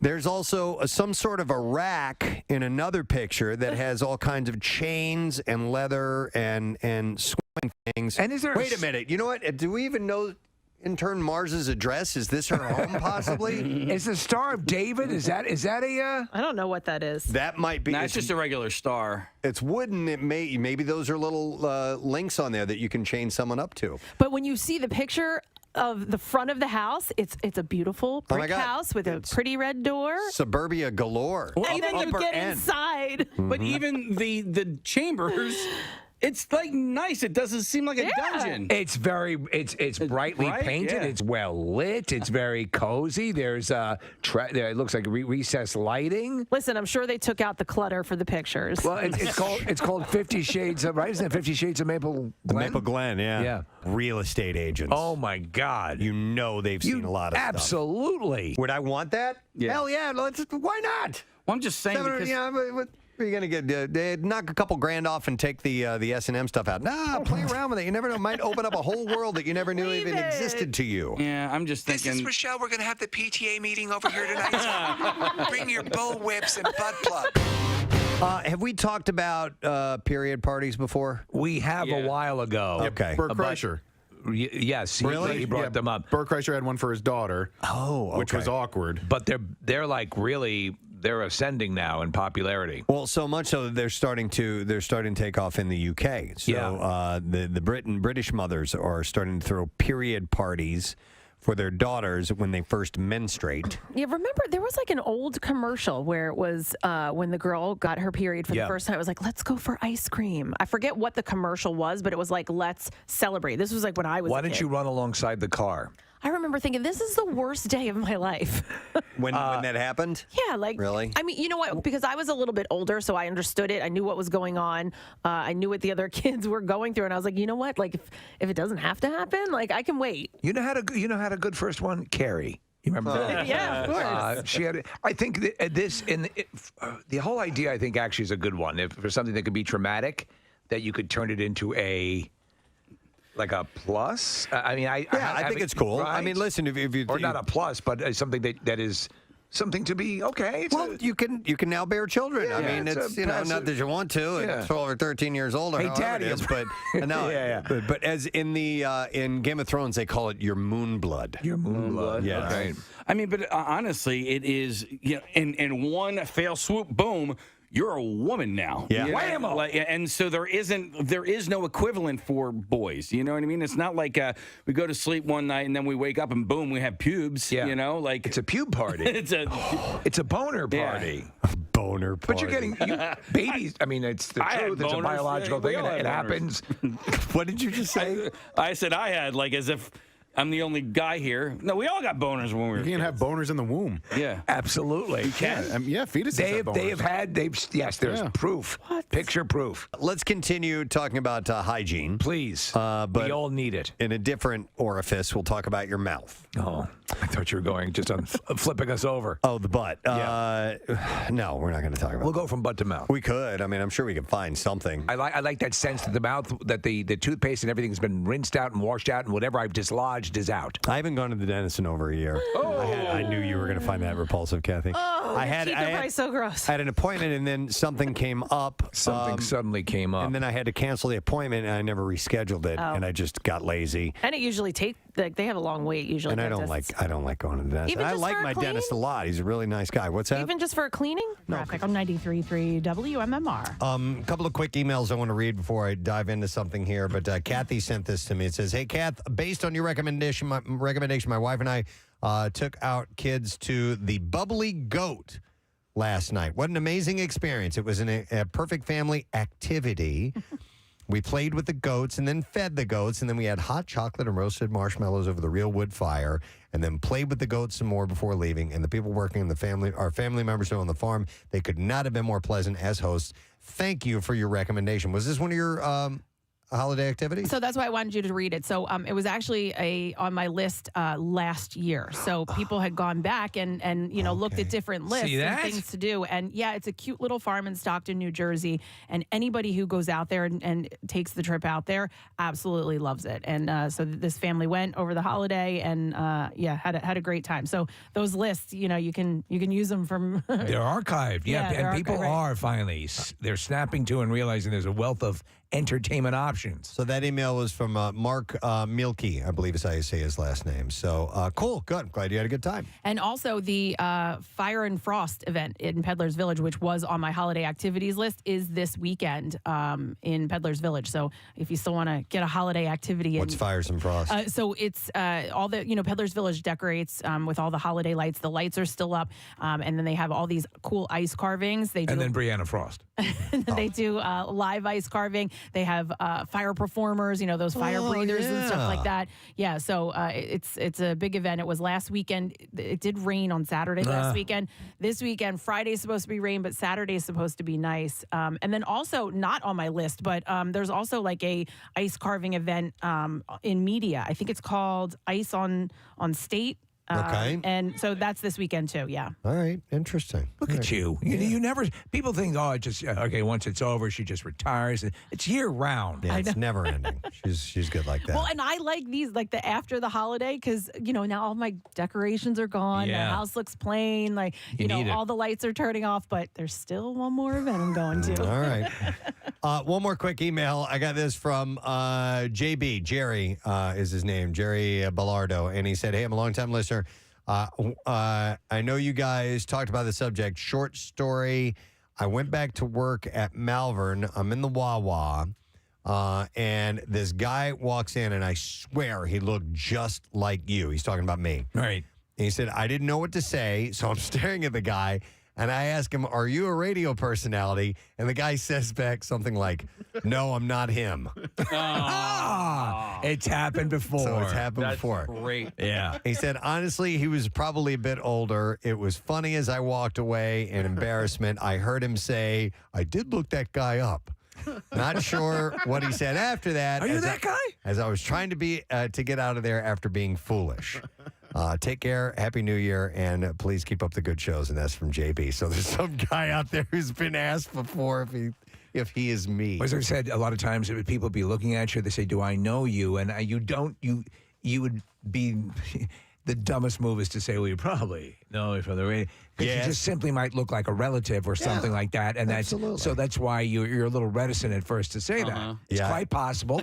You just look like someone they know. I had a woman, I was in a Panera the other day, and she walked by, and she just got this big smile on her face. She's like, hi. And I was like, hey. Yeah. And I'm like, I don't know if she's just a super friendly person or if she knew who I was or not. And then she came back over later. She's like, are you Preston? And I was like, yeah. I'm like, so Panera, right? Chatted for a little while. All right.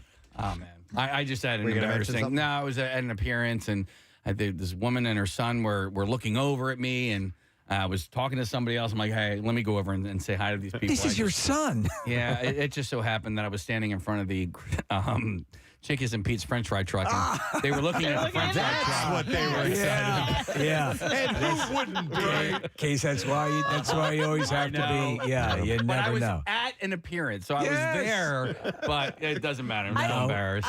When people are like, "How do I know you?" I go, "I don't know. Where'd you go to school?" I'm like, I'm not gonna be like, "Oh well." Or do like your mom I does? am. Do you listen to the radio? Oh, God, I hate that. I hate it. It's sweet. Let her It's have very that. sweet. I know. Part of it's that. But, all right, hey, I want to throw this out there. I don't know if we'll get any response on this at all, but the story enough, I wanted to share with you. It wasn't enough for the bizarre file, but people who work in face-to-face industry, whether it be, retail or working at a service industry, whatever it may be, sometimes when you are a greeter of sorts, a customer comes in or calls or you make a call, there's a phrase that they require you to say. And there's a guy that worked at a Jack in the Box location. And apparently, it was a woman. So she had to offer this greeting to people when they came up to the drive-through or to the counter. And we're assuming this is every customer has to get this greeting. Yes. So the phrase that she is directed to say is, "Do you want to get smashed today with our new Smash Jack?" All right. Yeah. Okay. Hi, welcome Jack in the Box. You want to get smashed today with our new Smash Jack? Oh, man. Which is something that they were required to say. The employee said they must follow the script every time. The Smash Jack. What is the Smash Jack? Is a new burger that's being served for a limited time. Oh, it's a smash burger. Yeah. All right. Yeah. And commenters were saying, what happened to, hello, how are you? You didn't work the register at McDonald's, did you? No, I was on the grill. So I did, and we were required for a stretch to say, would you like to supersize that? And they want you to upsell, and you have to say it. But you say it every time, and so you get tired of having to say it. But if the manager's anywhere nearby and you don't say it, you get in trouble. Yeah. Well, and then it turns into like a kind of like a mumble. So another place that does it, and I don't know exactly what they're saying is, but DSW, it's something along the lines of, "Can I help I can help the next shoe lover at whatever register." Hey, shoe lover. And so then I'll try to, "I can help the next shoe lover." Like they really? It's just like mumble over it. By the way, if you have one of these phrases that you're required to say and you just can't stand it or it's weird, 215-263-WMMR, give us a call. So correct me if I'm wrong, but it's in cases there'll be not simply the people at the register, the people working perhaps behind the kitchen, in the kitchen. Yeah. At Moe's, didn't they? Yeah. Welcome to Moe's. I loved that. Yeah. That was like a cool greeting. And every now and then, Steve, you'd walk in and you wouldn't get it. Like, Where the hell is my welcome? Guess I'm not welcome here. You leave and then I'm you a come shoe back in. lover. Yeah. Oh, I'm a shoe lover. I'm in the wrong place. Yeah. It's kind of fun, but I can see if you were on the having to recite that part. We have to, there's some commercials we have to add what we call tags onto or like a call to action or some type of a phrase that you have to say. And I remember on a different radio station, a news radio station. It was KYW. And I remember hearing they had to end their sponsorships. The tagline had "Yippee-I-O Kaye." Oh yeah. Of course. Yeah. And I remember hearing a person who was clearly a journalist and did not want to have to say "Yippee-I-O Kaye." And they delivered it that way. They were like "Yippee-I-O Kaye." I remember. I was grinning ear to ear. I'm Tom Brokaw. Have you checked out our smash burger? And because I was grinning ear to ear because I'm like, I know. I can hear it in your voice and I know exactly. It's a great day at NBC.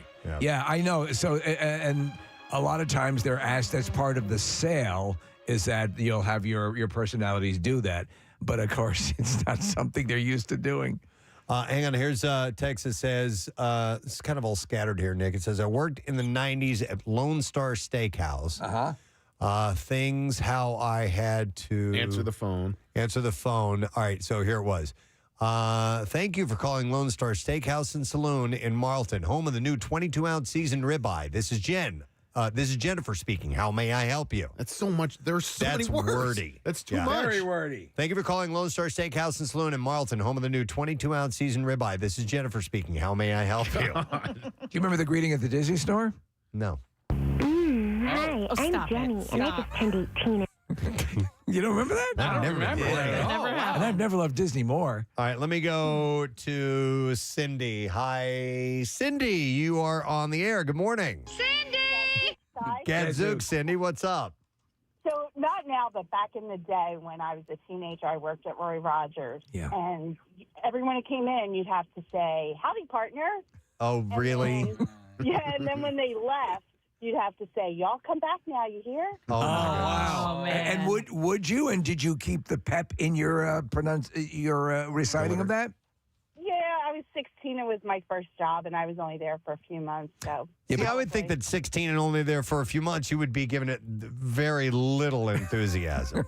No, unfortunately. And there were no creeps coming in, when it was full of like teenage girls dressed like cowgirls and your hat and your apron. And I remember that. Yeah. Yes, that's right. Roy's used to have their cashiers dressed as cowboys and cowgirls. That's cool. Hey, Cindy, which Roy Rogers did you work at?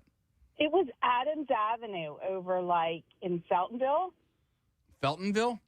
Yeah, well, I guess it was like Crescentville, maybe it's called. All right, so it's not Fairless Hills? No. Okay. All right. Well, thank you, Cindy, because Sue worked at the one in Fairless Hills. Let's go over to her. Hi, Sue. Good morning. Good morning. Sue, when were you working at Roy Rogers? It was probably around 75 or so. It was the one right in front of Oxford Valley Mall. Yeah. Okay. Can you give us your best howdy partner? So it was more than that. It was, howdy, partner, may I serve you? Ah, okay. Wow, that's a come on. Oh, yeah, it sure was. Yeah. And then at the end, it was, we'd have to say happy trails. I didn't laugh on Happy Trails. That's Roy Rogers. As opposed to y'all come back. Right, yeah. All right, Happy Trails. Experience, yeah.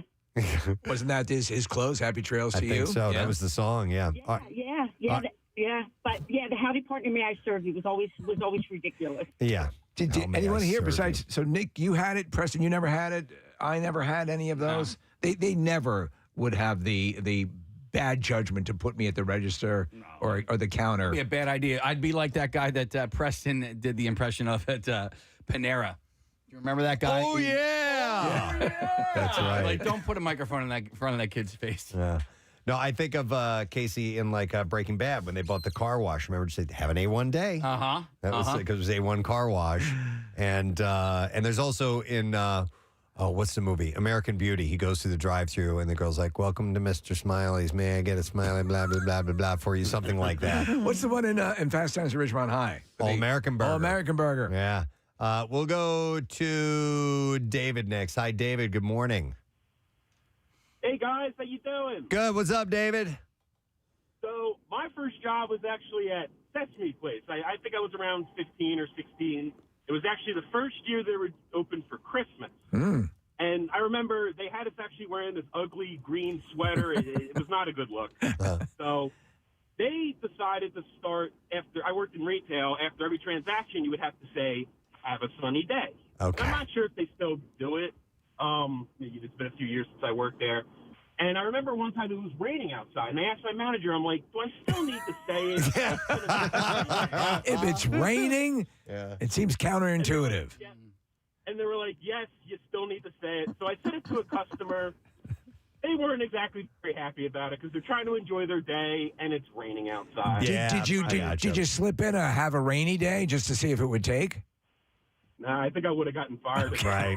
Totally. That's- Take that that's- seriously. yeah. Thank you, David. I like this text an awful lot. It says, I worked at Zelensky Auto Parts and had to say, I make auto parts for the American working man because that's who I am and that's who I care about. He seems nice.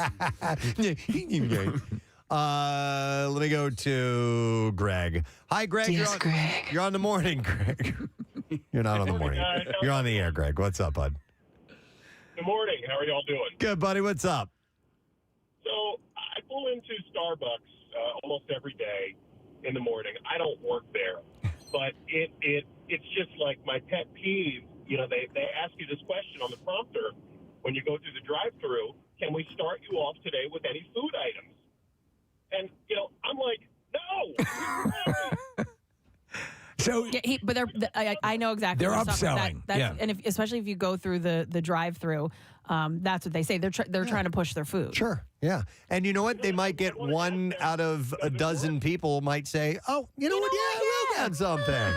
It'll work from Can time we to time. start you with something that approximates food? Yeah. But Greg, that gets under your skin because you have no interest in the food. Yeah, exactly. But you know, it's just I don't know. I know what you're saying. After a while. Yep. Yeah, especially if you get this preamble and you're just there for one thing. We go through it, you know, like, and there are iterations of callers calling in, and there's like a nice little pause. But when people say good morning, it or Gadzooks or used to be you guys rock, like it's a nice greeting and it's cool to get that. But when you get it every day for years on end, you know, the bird is the word, all that kind of stuff. Like eventually, sometimes we get tired of those and they just sort of work their way out. Should we change it to welcome to Moe's when people call in? Yes. It's funny because down the hall in Sports Talk, and I'll tune in from time to time, they can't stand it when the listener calls in and says, how are you guys? They can't stand it. Why? And it's because I think they've heard it over and over again. Okay. And they're professional radio people, and they expect I the would listeners. relax. They expect the listeners to know that like it's unnecessary to say how you doing. I think because it's like it's a crutch. And it's a time filler between them getting also- to what they're supposed to talk about, which is sports. Lighten up.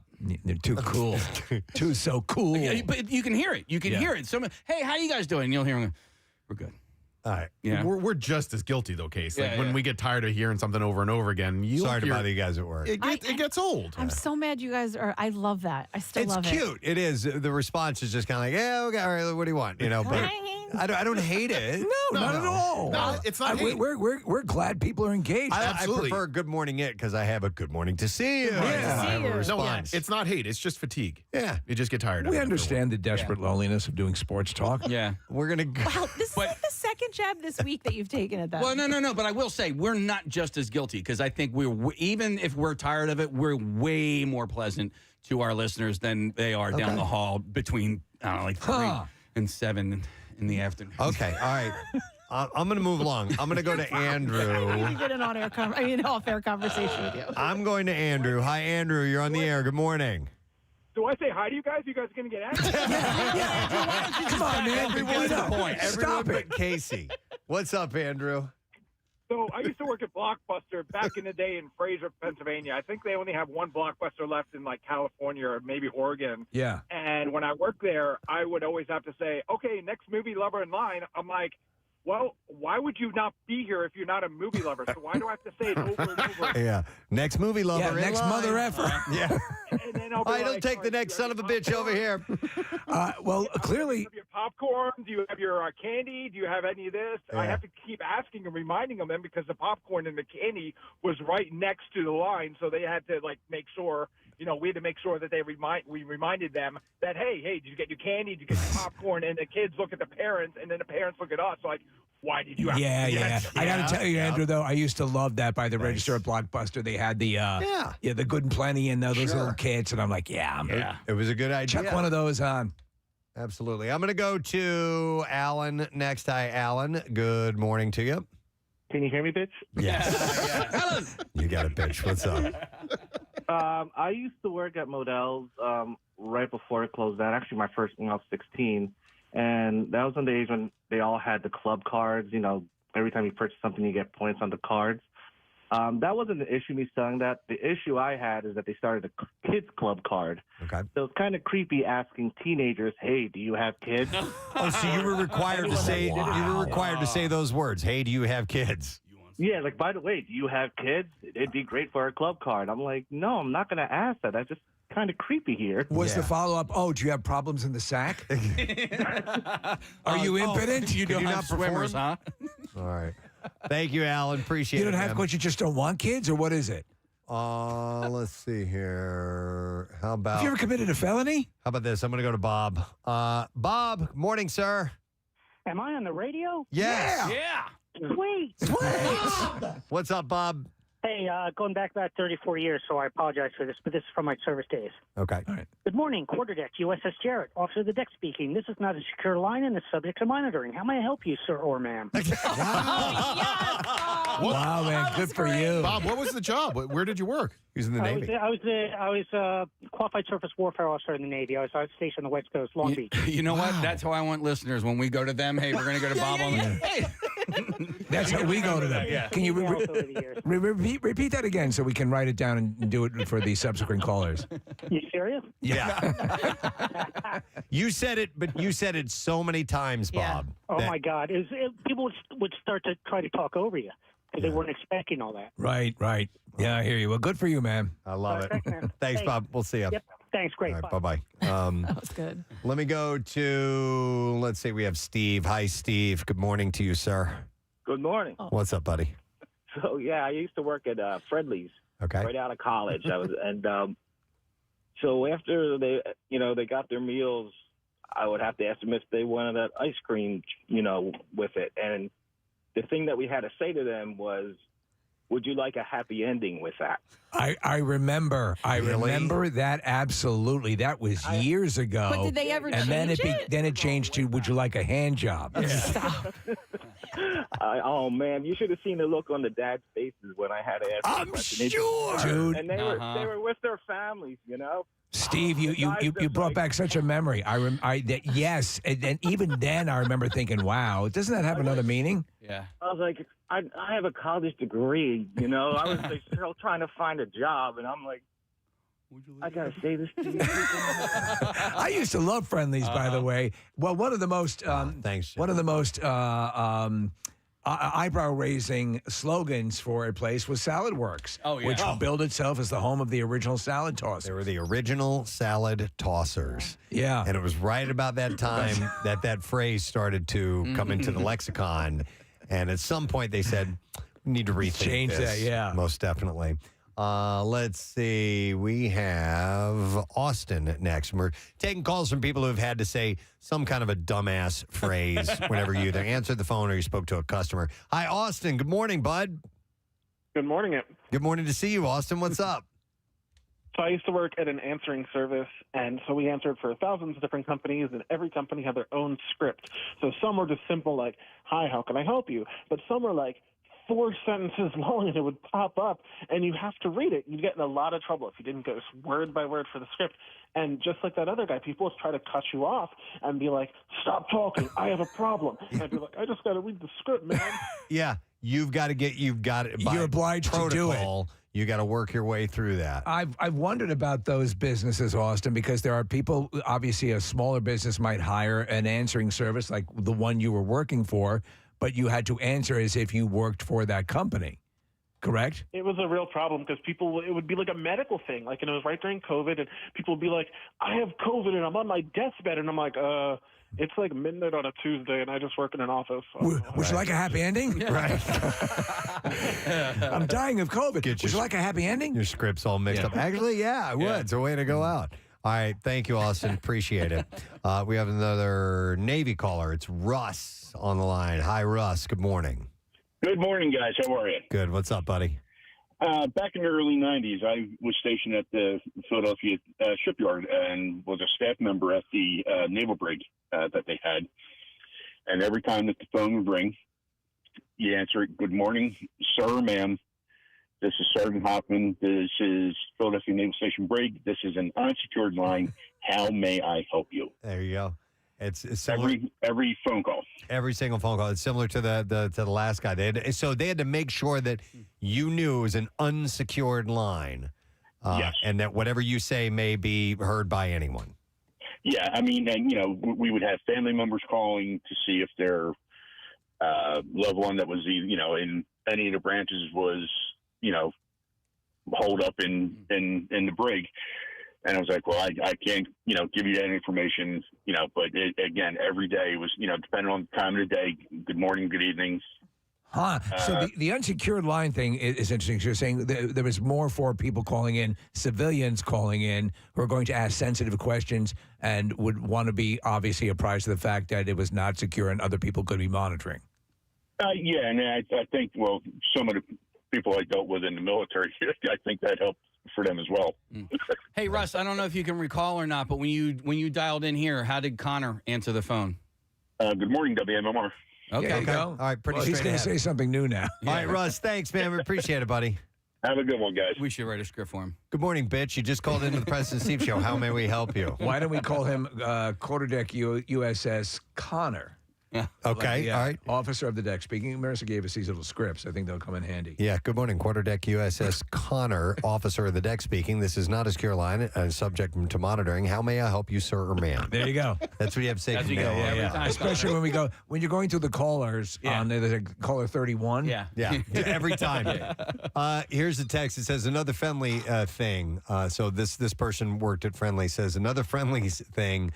Had to answer the phone a certain way for a short period of time. And here's how they would answer it. Friendly? You bet we are. Thank you for calling Winona Friendlies. This is Jen. How may I help you? Friendly? You bet we are. We need to come up with something good for Connor to say when he answers the phone today. This is off of a story of a guy who worked at Jack in the Box, or a girl who did. And her phrase to customers was, welcome to Jack in the Box. Do you want to get smashed today with our new Smash Jack? By the way, what if you're talking to an alcoholic? Yeah. But here's I was thinking smashed ass. Too. Right, yeah, I love smashed that. ass. Let's see. We'll go to Samantha. Hi, Samantha. Hey, how are you? Good. What's up, Samantha? So I worked at Applebee's, and the song that we had to sing for happy birthdays was "Happy, happy birthday on this your special day. Happy, happy birthday." That's all we're here to say. Hey, That's it. I just thought it was very like, hey, that's happy birthday. We're good. Did anyone have an answer requirement for people answering the phones at Applebee's? I do remember the birthday chant. Oh, I don't remember answering the phone. It was a while ago. Yeah. Okay. All right. Thank you, Samantha. Appreciate it. You got it. All right. I want to go to Ryan because he's got one as well. Hi, Ryan. Morning, bud. Good morning. How you guys doing? Great, man. What's up? So I used to work, before it was GameStop, it used to be called Funko Land back in the 90s, early 2000s. And we used to have to answer the phone with, "We're having a great day here at Funko Land where you can pre-order your Sega Dreamcast. How can I help you today?" Man, every time somebody called. Every time. And we used to change it up, too. We would be like, "We're having a sunny and beautiful day and 74 degrees here at Funko Land. How can we help you today?"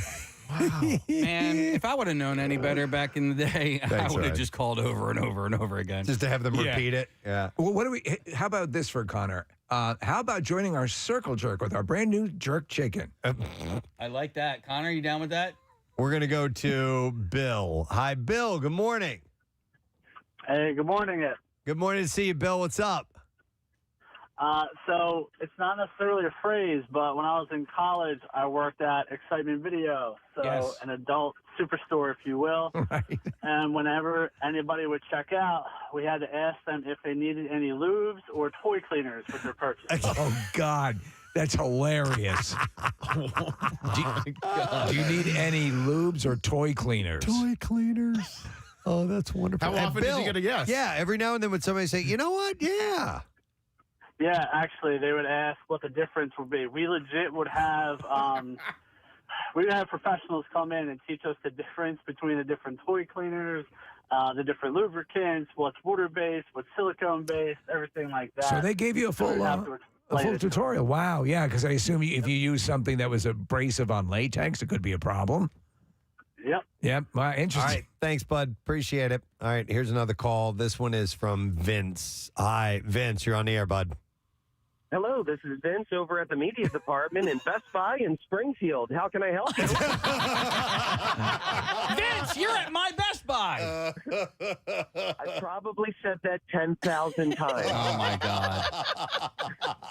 That's great. And for the rest of your life, you'll be able to repeat that, Vince.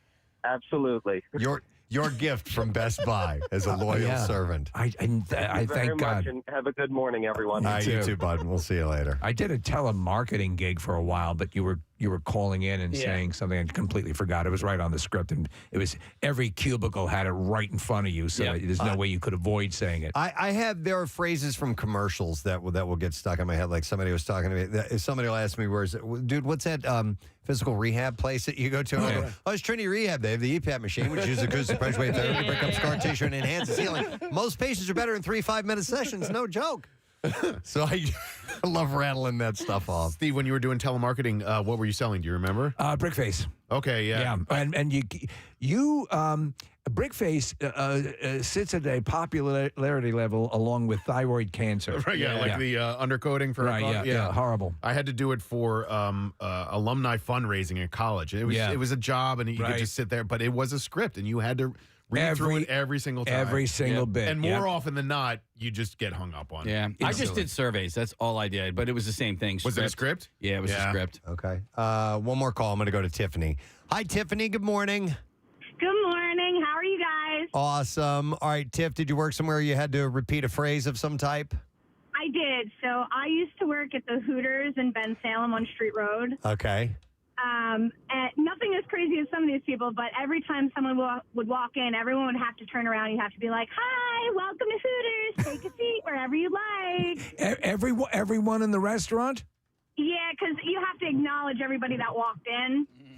That's actually. Would have to turn around. I appreciate that policy. Well, it really trumps being ignored when you walk into a place, which pisses me off. It happens frequently to me. Especially at my local Hooters. Is anybody working here? So the fact that they require anybody to see, if you see someone lost, to say, hey, welcome, that's a nice thing. Let me ask you quickly, Tiffany. It was the rule of thumb, if a couple came in to Hooters, would you acknowledge the woman first? There was some sort of dynamic that the servers are instructed to approach a couple with that is supposed to make it easier for the people to order. Do you know what I'm talking about? Somebody did. I do.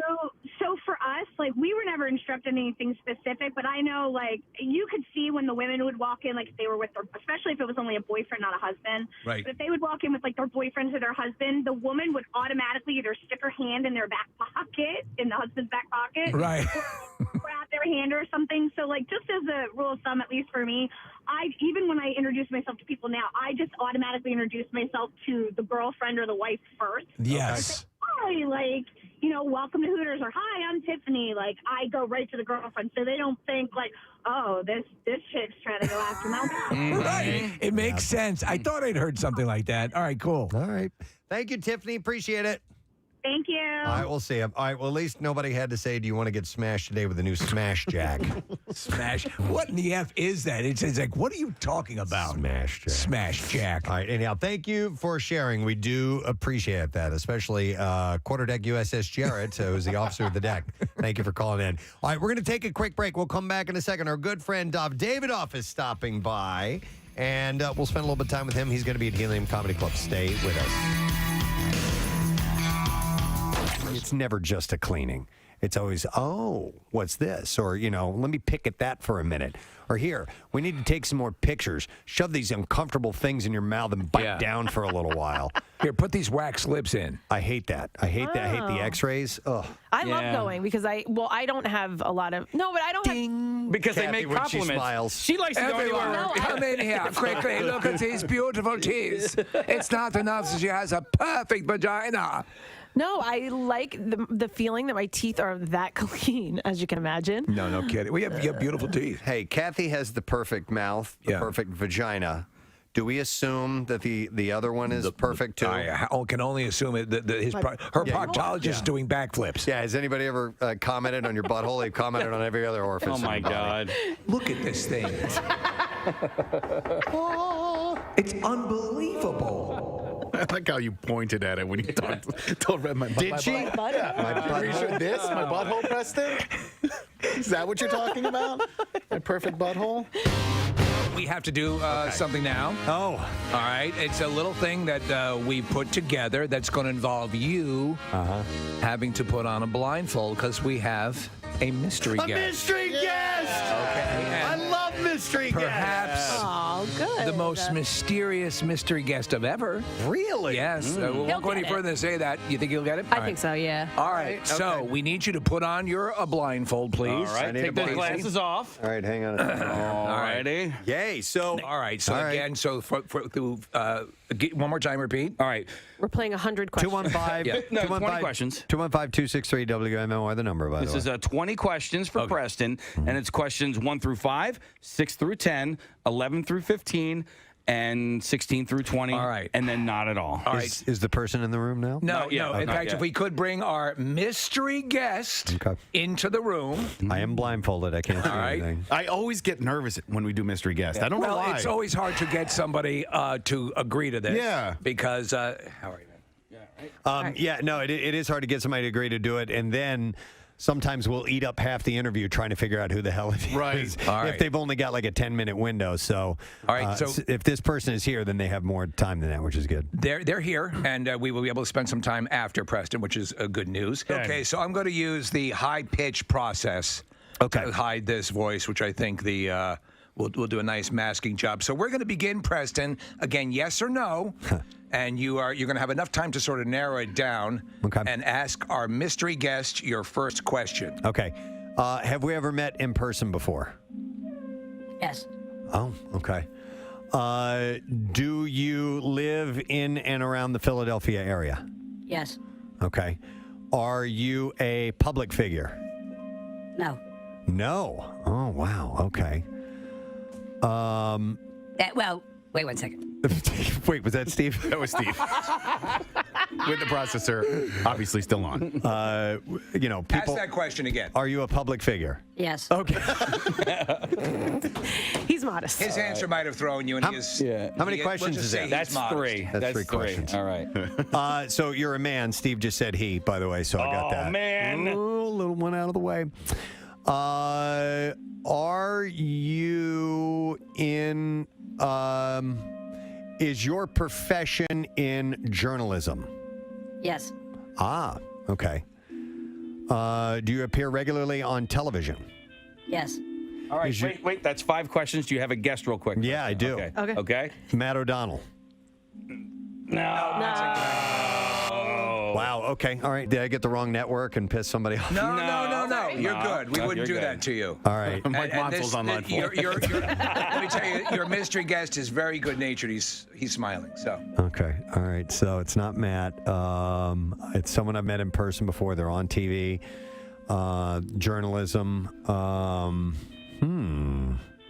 You can ask more questions. I'm going to. I'm just trying to figure out where that might lead me in my next question. Would we consider ourselves, or do you consider me a friend of yours? Yes. Oh, okay.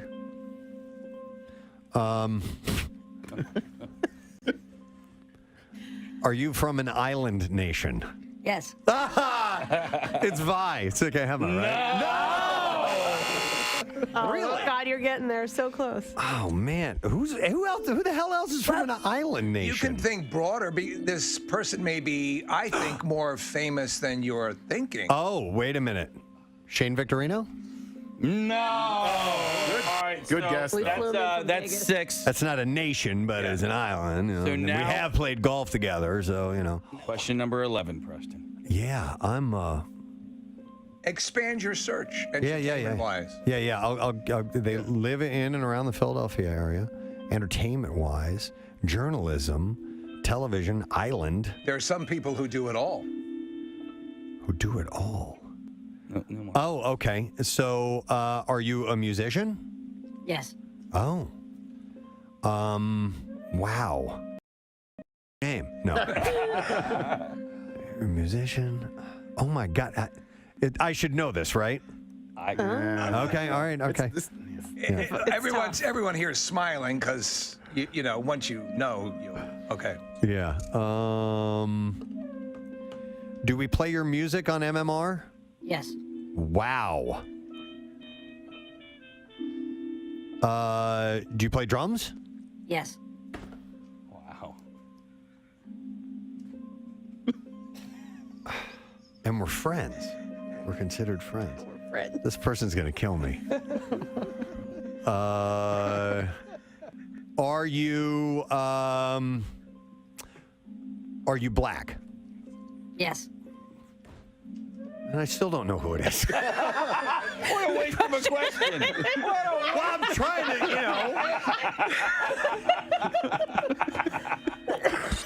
More famous than I have been leading on to. We're considered friends. I mean, if I were to liken this person, I'm just going to give you a little help. Okay. It's kind of like a Swiss Army knife of capabilities here. This person's going to kill me. I thought you'd be better at this, Preston. Dude, I suck at this. I'm good at getting answers. All right, well, Apparently, I'm good at getting yes answers. You've got 'cause nothing I haven't but gotten yeses. any no answers yet. Honestly, which should kind of lead you to, oh my God. Oh, Steve. What? Some people texting in are starting to get it. Okay. Really? All right. Well, it's not Questlove because we're not friends. Yeah, that's true. And Another guess? I mean, another question. I got. Yeah, but what's going to help narrow it down? That's the thing that I'm trying to. Maybe other Trying to get to. capabilities, other talents. Okay. Yeah, but what? Do you like to eat? Yes. All right. Do you cook? I mean, like, would people know you for your cooking? Yes. Really? Jesus, none of this is helping me. Why are You don't know the cooking drummer? I mean, honestly, I cooking journalist thought drummer. by this time. I know. But keep going. The island cooking journalist drummer. How could you? I mean, come on. Black journalist drummer. How can I not get it? Yes. You are on the film board. I'm going to help you with that. Oh my God, you're right. Okay, I am on the film board. You're an actor as well? Are you an actor? Yes. Oh, okay. Philadelphia actor, black drummer.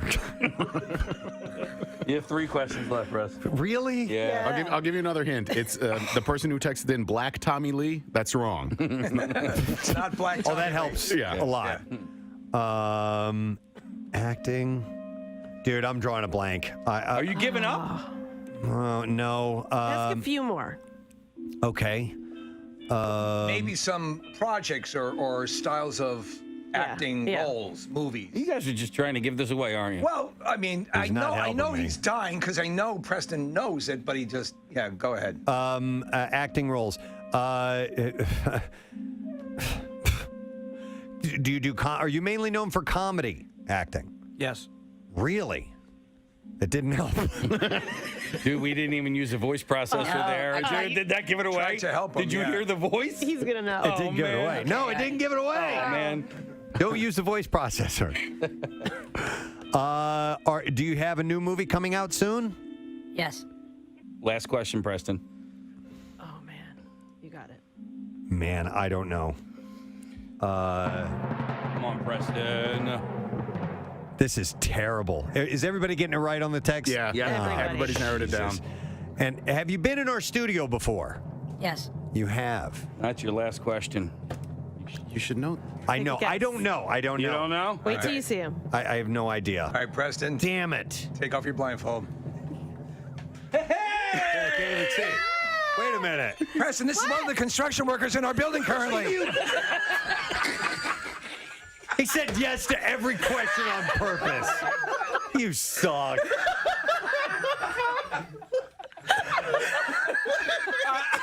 I don't even know. What is your name? What's your name? Chino. Chino was good enough to do this. Oh, my God. We had a whole bunch of stuff planned, and it fell through. And at the last minute, Chino was good enough to agree to come over and be our guest. Was the actual answer yes to any of those questions? Oh, from the islands, right? Yeah, from Nicaragua. Where are you from? Nicaragua? These guys are doing great work in the building sitting here here. going, I'm beating myself up. You guys are saying, oh, you ought to know. I mean, for crying out loud, a friend of mine. Nick's like, everybody's getting it. Black from Preston, Ireland. how many black drummer, actor, comedian, musician, journalist friends are there? Oh, my God. Good job. And then I take, and you a-hole. Okay, so you know, and here's the deal, man. What's your name again? Chino. Chino. Yeah. So Chino, I never remember anybody's name. Right. So when I took my blindfold off and I saw you, I felt horrible because I didn't remember who you were. Hey,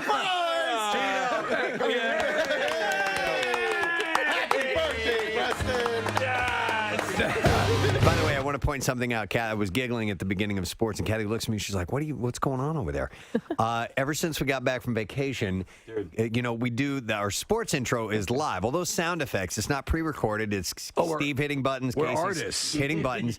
Casey has forgotten the order of the sound effects that he normally plays, and he's off his game. That's why I heard a doorbell in there, and I'm like, all right. we never heard And the doorbell. yesterday there was something else Do you want to too. try it Like, again? We Like, have it's like to wind or like a hurricane yesterday, or because they've got hundreds of sound effects. All right, I won't scream. I'm going to configure to what I always have it set. Do you want to do it without the? I'll bring the music way down. I kind of like need the music, right? All right, so go ahead. Well, hang And on. for those of you who hate the sports intro, Here it you're is going to get it again. again. it is. But hang on. But I'll bring down the Before volume a you little hit bit. anything, By the way, I got to figure this out. The sports intro was born in purposeful excess. Just being ridiculous. No, of course. You guys remember why it started, right? It's because we were so excited when the Eagles finally made it to the Super Bowl. This was at Y100 that Kathy was doing news, and we couldn't wait for her to get to sports. Nope. Okay. Don't remember that at all. Yeah, and so the anticipation was it was exploded in sound effects. Okay. All right, hang on Let a me know when you're ready. I just don't know. The problem is I don't know what my second. Like I know. Don't think about it. Just do it. Get in the zone, auto zone. Nick and I were actually just talking the other day about how occasionally we'll call into the conference call and we've been entering the same code to get into our conference call for however many years now, and like occasionally we'll be like, what you have, it just your mind just goes blank and you're like, what is that Every number? once in a while, you sort of retrain yourself to forget it, and then you have to. That's why obviously jotting things down now and then is a good idea. But you think you have a case? Maybe. Do you know what you usually lead with? I know what I lead with. So let's start. In the last couple of days, I was hitting the wrong button. I was hitting 14 instead of 23. All right, you good to go? So I know I got 23 starts it all, bro. Kathy, give us the kickoff. Okay, and in sports this morning. He has to scream, too. I'll bring the music way down. Ball sacks are yummy. Ball sacks are yummy.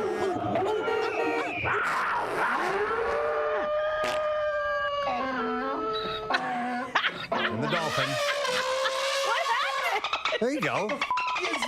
That was it better. wasn't timed up. I had to pause my "What the f is that?" Oh, all right. Okay. I think the music helps with that. Sounded right. Yeah, Did it sound right? A little better, yeah. I couldn't remember if I do farts or not. No, I don't think you do. I don't think No, you there are do. no farts. No, not It in would sports ruin the intro. sanctity of the yeah, sports please. intro. That would ruin it. Talking about the pride of Philadelphia here. So we gotta Farts get it appear right. in the music news. Yeah, You know what it is? What is it? Wrong page? No. So I hit this, and then I start with that. I killed it! There you go. All right. I start with that. I tell you what, that sounded closer than it sounded for the past couple of days. I agree. Yeah. I agree. Okay. Shut up. Game of Thrones star Sophie Turner tells Dr. Phil on his podcast, Fill in the Blanks. Oh, my God. Phil. How about Phil McCracken? In the blanks. That she got so much hate mail on social media, she actually considered suicide. She said, it's weird. I say that I wasn't very depressed when I was younger, but I used to think about suicide a lot when I was younger, and I don't know why, though. Maybe it's just a weird fascination I used to have, but yeah, I used to think about it. And I probably considered suicide after doing fill the blanks in. She said, I don't think I ever would have gone through with it, and I don't know. By the way, Sophie Turner on Game of Thrones, as the series has progressed, she's gotten more beautiful along the way, and now because they're dressing her different, and she is regal, and she has a little more attitude. And may I say eyes something? Are just so gorgeously blue, and that red hair, she's stunning. I'd say the same about you. Oh, thank you. As the show has progressed, you've gotten more beautiful. Thank you, sir. You know what, Steve, you're right. Absolutely. That I've gotten more beautiful? You have. Thanks, man. No doubt. And then, no, let's do one more story. Wrap it up. Okay, we'll end with this one. While Hellboy hasn't set the box office on fire, it tanked with only $12 million in its opening weekend. One of its stars, Mila Jovovich, is still loving it, and she shared her thoughts on social media, writing in part, all I'm going to say before going to bed is this. All my raddest filmed... Oh, Jesus, man. Why is it happening? Why is it happening? The hell is that? Is that Hydra? I don't know. I unlocked my phone.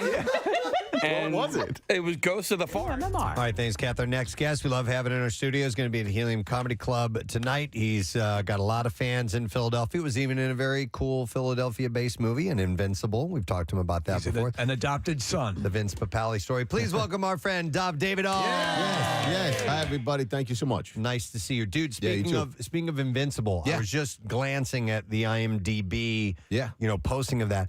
That was 2006. Could you imagine? That was almost 20 years ago. Nobody's getting any younger. It keeps going.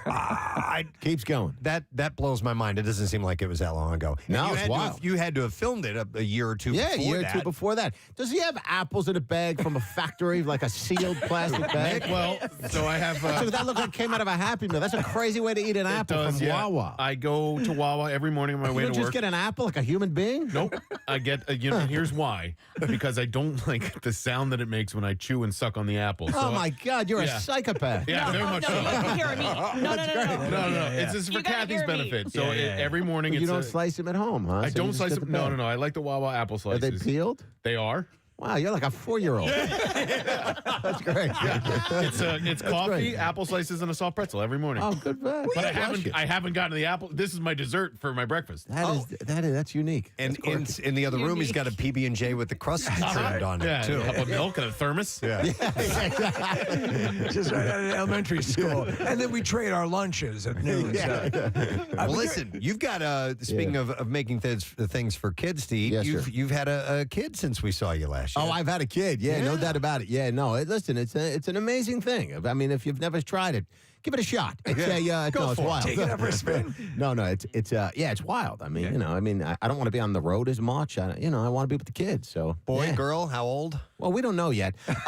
No, he's a boy. He's a young boy, 5 years old. Oh, 5 years old. Yeah, he's all man. He's definitely a boy. Wow. Okay. This day and age, you leave it up to them. But no, he's a cool kid. I was reading that you and your wife are no longer together, but you have what you call like the absolute... We're the greatest failures there's ever been. Greatest failure. I mean, as far as marriage failures go, we're top of the heap, man. Yeah. It is. Well, what I mean is we get along really well. Yeah, I don't know. I mean, I'm trying to think of something to say that would be... No, you're not OJ. So it's but but what I mean, we really do facilitate the kid and get along in an optimal way. So when I say we're the best of the failures, that's what I mean by that. Yeah, it makes sense. All the time when you see these things just disintegrate these marriages. Oh, yeah, and the kids become collateral damage. Yes. If you can pull it together and keep it intact. Want to keep the ego out of it, make it about the kid, and then I don't know. Come out to the show tonight. I'm not going to be talking about divorce the whole time, people. Well, what's motivating you these days? Because obviously the world, you're trying to figure it out. We're all trying to figure it out. How to imbue life with meaning, in the face of something that looks increasingly, scary. Bleak. I don't know. It's all still engaging. We live in a world of chopped apple slices in a bag. So no, this guy's got it figured out. He picks up a pretzel and an apple slice in the morning. Same thing every day, like a psychopath. Are you single, Dov? Are you dating? Like that was an offer. You You like apple slice? Yeah. No. I'm not only am I dating, I'm banging away out there. It's a wild scene. It's amazing.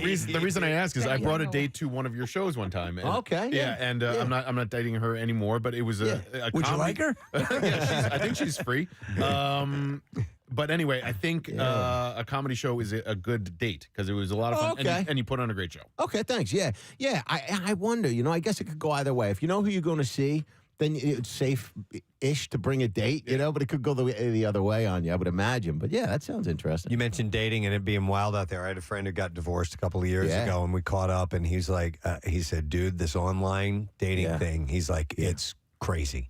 It's wild. In a good way and in a bad way. And in a bad way, Yeah. absolutely. Yeah, because he was getting laid like crazy. Yeah. It's great for that. And but he had met plenty of crazies too at the same Yeah, time. no. That's the thing. I mean, it's I was going out with a girl, a young girl. She was.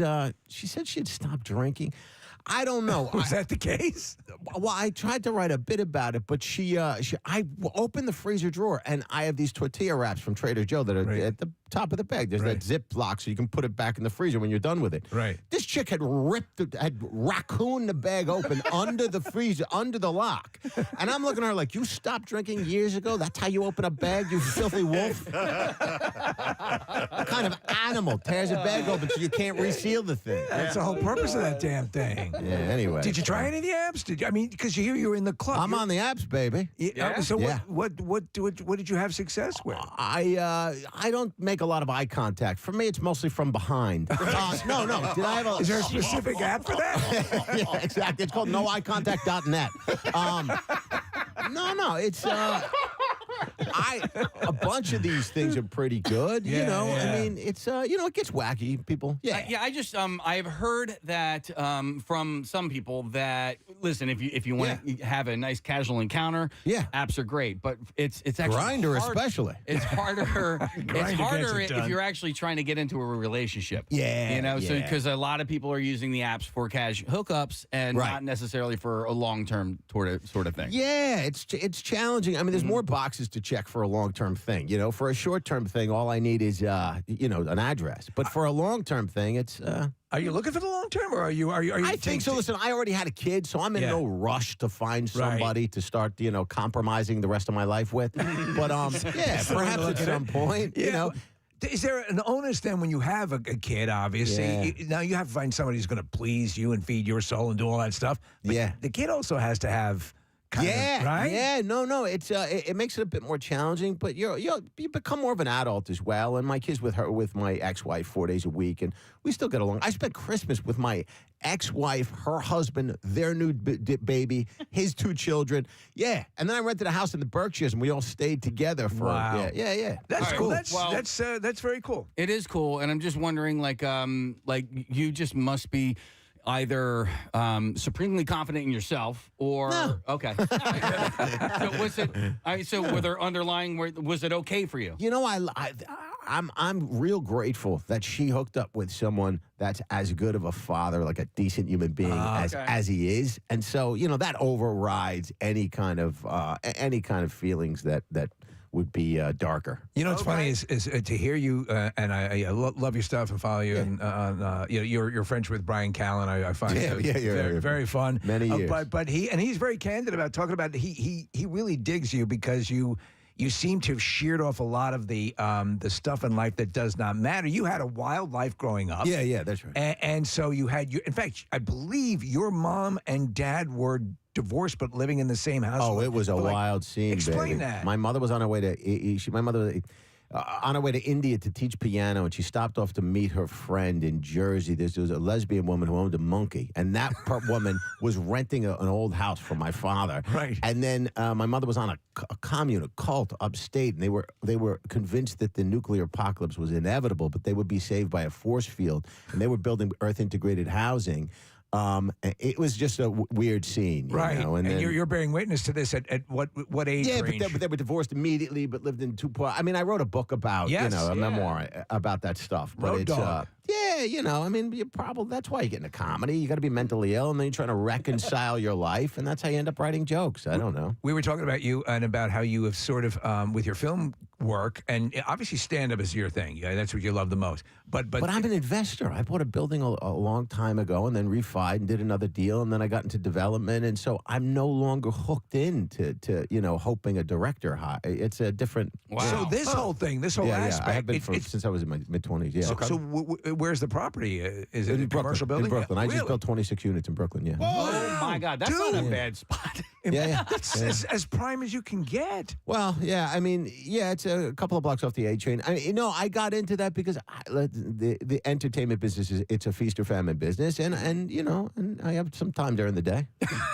Did you dive into this blindly, or do you have a degree, or never blindly? And nobody's going to really teach you how to do that. You kind of learn. I've been a landlord for a long time. Bought my first building on the Lower East Side when I was in my mid-20s, 200,000. I mean, and then a little bit of money down, but it was cheap back then, and people didn't want to be there, and it was a neighborhood that people were a little afraid of before it gentrified. Yeah. And so part of any sort of upswing or success is luck, and so I got lucky. The timing was right, but I could have gone out and bought a sports car and tried to bang chicks in Soho. Right. Instead I put it in bricks and let it sit for 10 years. Dude, that's being a landlord. You had to have seen a lot of things in your time. Just interesting things with tenants, right? Oh, well, no, it gets nutty, but I don't.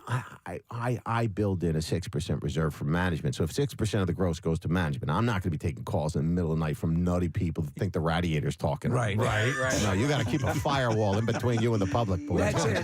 They always say, no way. Yeah, if you have properties or anything like that, that you have to have a company that you can keep the extra 6%. I'm giving it to a manager. That is all money is not good money. You can keep it. We were talking about the fact that a lot of times the laws, as they are with squatters and things like that. Preston had a story recently. Yeah, New York's rough. About having to just basically pay this guy to leave a property that wasn't his.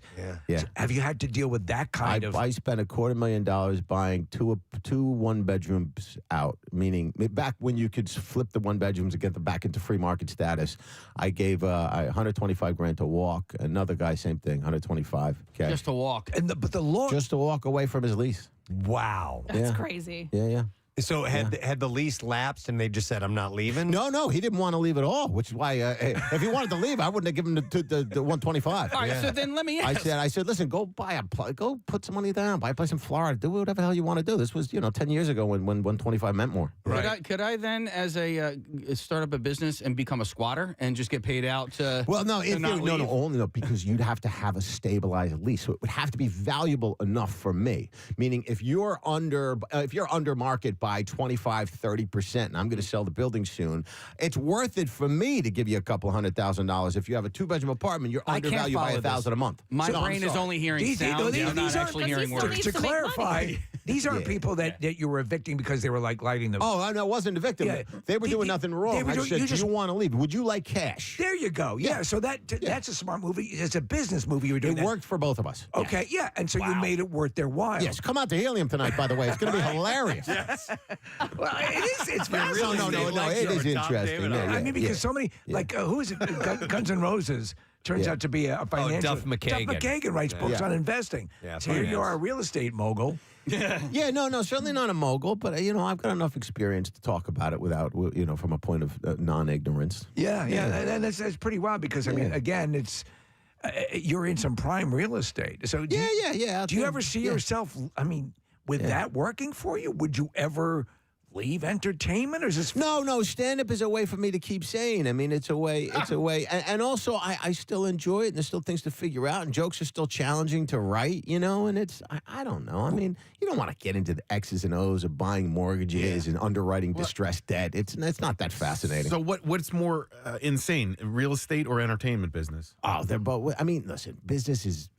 Life is life, right? Life is crazy. Entertainment, just the characters are more extreme. You know? It's like the kinds of people you bump into, for better and for worse. You know, and so it's a more engaging world. I was watching a special recently where they're talking about the business of entertainment, and you can do well and make a living, and if you're a working actor, you can live that life, right? Yeah, you can. But you can or you can be poor, or you can be a billionaire. Right. There's so much disparity between the top and the bottom. It's to me the business side of it and is the top is a fraction of a fraction, and even the top, not you may be able to pay your bills at the top, but they're all near paranoid about being able to leverage a movie to get the kind of work they want to work. If you turn on Netflix, you will see actors doing the worst stuff. Yes. If you need a paycheck that bad, something has failed for you. If you were an A-list guy and now you're doing awful work. I mean, you'd be ashamed. Yeah, I would never say yes. I didn't know. So I listened to the Brandley Carlisle book last year, and she was Congratulations on your fluid sexuality. Go ahead. Yeah. I'm all good. But so it was just wild because you just assume, okay, so she's selling these albums and she's going on tour and she's but like.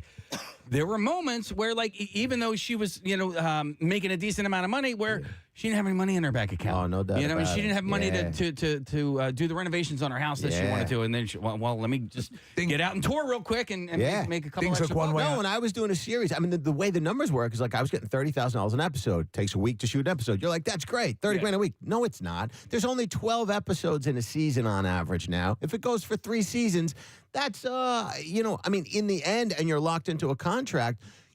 It's fine if you have another show waiting on you and another show, but that's not how the business works. Right. And so everything that glitters is not gold. You know. Do you enjoy the acting? I mean, is it? Yeah, it's fun to have somebody else write it. And you show up. You get to work with other people. Right. Like this is fun talking to you guys. Like you get to come in and do this. I'm alone in a hotel room. Then you go do a show. Then you're back alone in a hotel room. I mean, it's. So what do you do to kill time when you? So you obviously you're traveling a lot, and obviously COVID, you had to kind of lock down for a bit. But now when you're out and about, when you go to an area, come back to Philly after a long run, what are you going to do to kill time? Museums, apples, double sealed bag, pretzels. Like any serial killer. What else would I do to Welcome to Philly. Hey, can I ask about? I like museums. I like going to museums here in Philly. Okay, you've been to like the museum. I've been to Barnes. I've been to the big one. I've been to the Rodin. I don't screw around. What do you prefer as far as museums are concerned? Do you like art? Do you like artifacts? I like fine art. I like looking at stuff. Are you an artist yourself? Engaging. My mother's a painter, and I get in a little bit of drawing, but I like it. So, but you're fine left to your own devices. You're not. No, I'm not. I'm as close to sane as I can.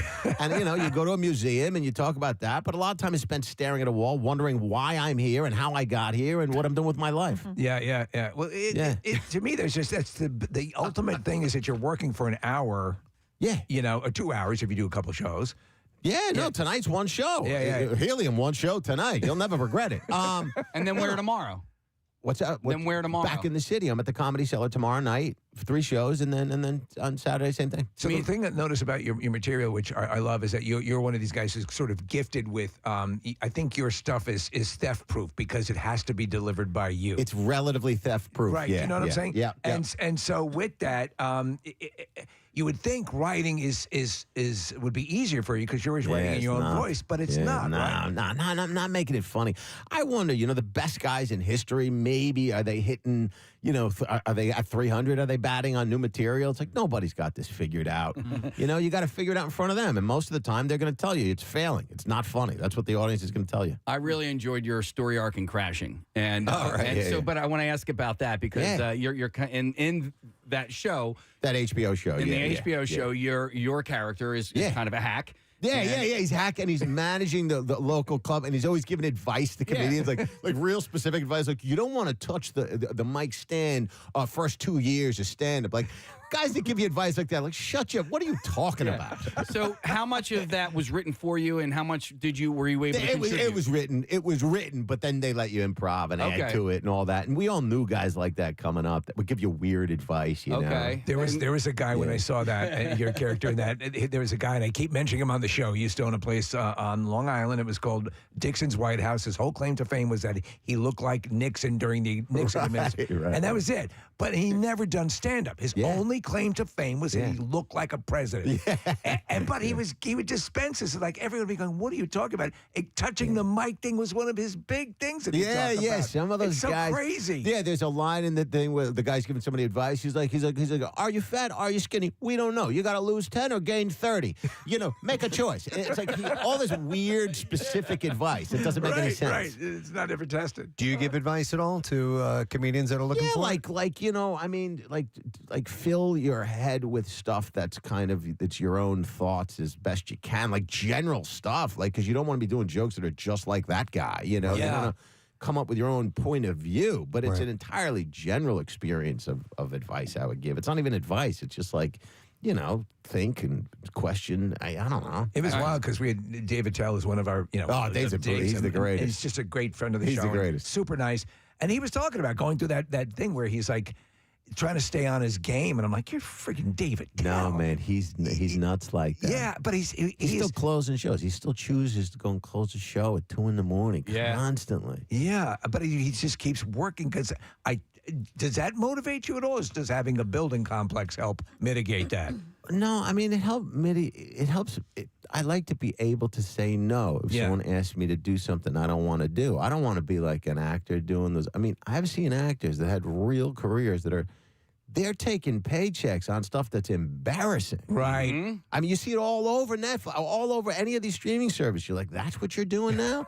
And so the perception is so much different from the reality of these lives. I don't know if you blew the dough you made. I don't know what went on, but something went on very bad that I don't want to go on in my life. Well, we were saying that about like Bruce Willis, and I don't mean to speak ill of, you know, because obviously he's going through what he's going through. And then we found out he has. Yeah, but he was doing bad stuff long before that, and that's the same for a lot of those guys, you know? And so that's that thing about the movie business. It's like there's room for, I don't know, 5 guys at the top of the pyramid. After that, they're taking parts that they can get, and especially female film stars, as they age, their optionality diminishes by 99%. Right. And so I get it. You can pay your bills, but after a while, the money's not going to do it for you. And so, you know, So you got to be careful. With your career, with the real estate on the side, what have you been able to say no to that you're like, thank God I said no to that? Oh, my God. I said no to everything. Every time they asked me to fly to L.A. and pitch something, one time they asked me to do a reality show. They were like, we'll give you $40,000. You live in a house with a week for a doctor and then a little guy and a big guy and somebody with no head. And I said, drop, Dad. Take your $40,000 and burn it, jerk off.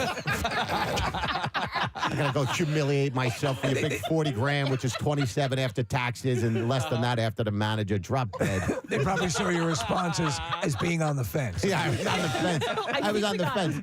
Yeah. Hey, suck it on the fence. I'm on the fence about it. You can suck it. Well, the fact that you're here this morning makes me feel better, right? Because you could have said no to this. You could have said no. You guys are great. You come in, you kibitz with everybody a little bit. You do the gig. I mean, you know, this is what you do the right thing by the show. And then the show is honest material. I'm not sucking at anybody. So I'm going to ask you about... Terrestrial, everybody. God bless. Dov Davidoff at Helium Comedy Club tonight, by the way. I want to ask about the Golden Globes and Joe Coy. Speaking of, like, taking gigs. Again, I'm hetero. I don't know anything about those two subjects.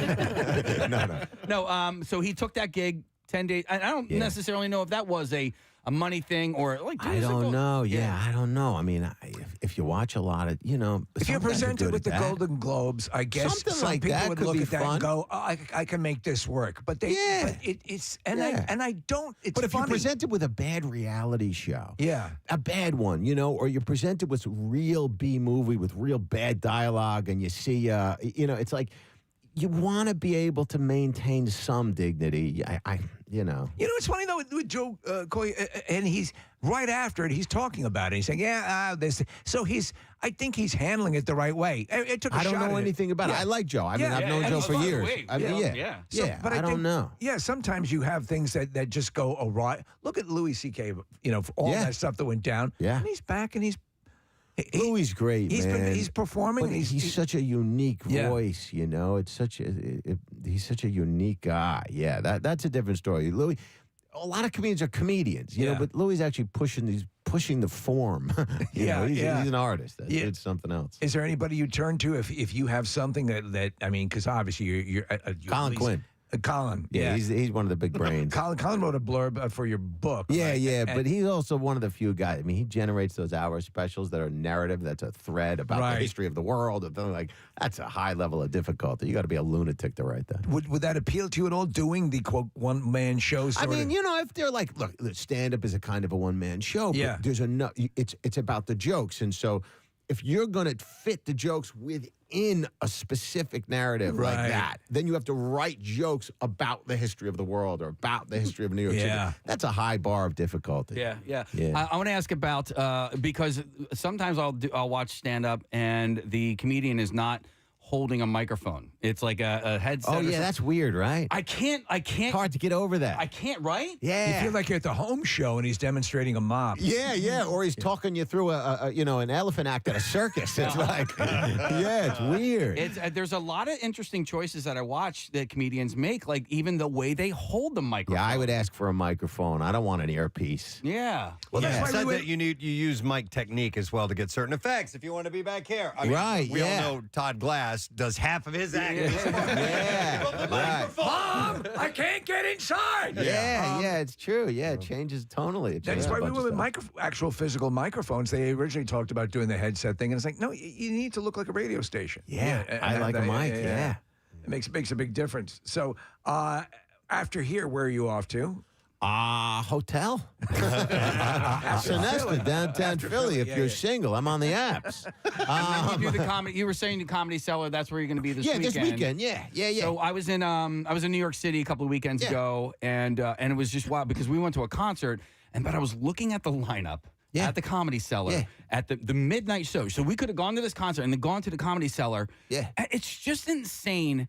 Like, it's headliner after headliner after headliner. Well, if you live there, it's like there's nowhere else to go. And it's like, I don't know. So what do you do, 15 minutes? Yeah, 12, 15 minutes on a Saturday. They're running 4 shows on a Saturday night. Times 5 people show. It's like a review. It's like a review. It's a review. You've done Rogan's club, right? Yeah. No, I haven't done the club. No. Okay. No. Yeah, so their rooms like Helium here is a perfect comedy I love room. Helium. Helium's a good quality room. Comedy room. Yeah. Do you if you go to a place that you haven't been before, do you go check it out before you go do the show, or do you just go in? You're good. No. I have philosophy about that. You know, it's like people go, "How's the audience?" I was like, I don't want to know anything. I don't care if I can control it. Then I care. Then I want to show up and control it. Sure. It's a real stoic philosophy. If I can't control it, I don't want to allocate any energy in that direction. You know, it's like I can't control the room. I already signed a contract. Let's just go do it. It'll be what it'll be. Right, yeah. How do you, you were talking about, Casey was talking about the lineups in New York at these clubs, these big clubs. How do you shoehorn into that if there's so many people doing I've sets? been there a long time. You're established. Established, and then, you got to be consistently funny. You got to make people laugh, and then they'll have you back. What's the over-under on hanging out with other comedians? Like, how long can you do it before you, like, I need a break? 67 seconds.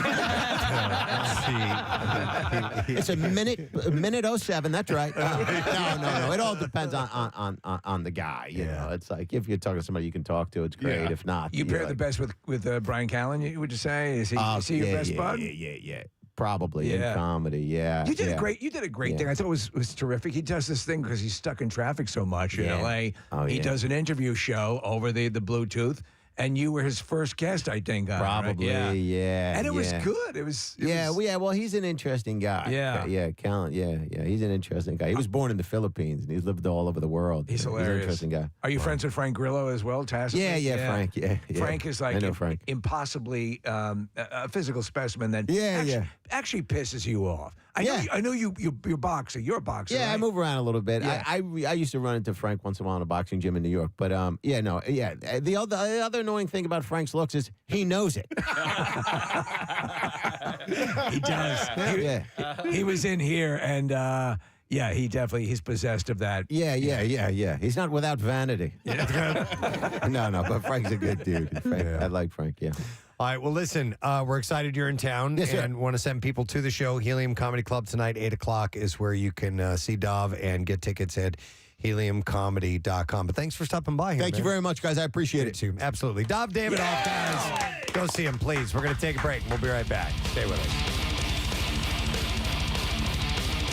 Preston and Steve on 93.3. Anastasio's new band. All right, well, that's cool. Yeah, I didn't hit play. I just... it's a freaking Face ID, okay? So you just looked at it? I don't know if I swiped up, but it just started playing music. Preston, I was more interested in what you were saying. So, according to a new survey presented by the Water Quality and Health Council, 51% of Americans reported using a swimming pool as a communal bathtub, using the pool as an alternative to showering or rinsing off after engaging in exercise, yard work, or whatever it may be.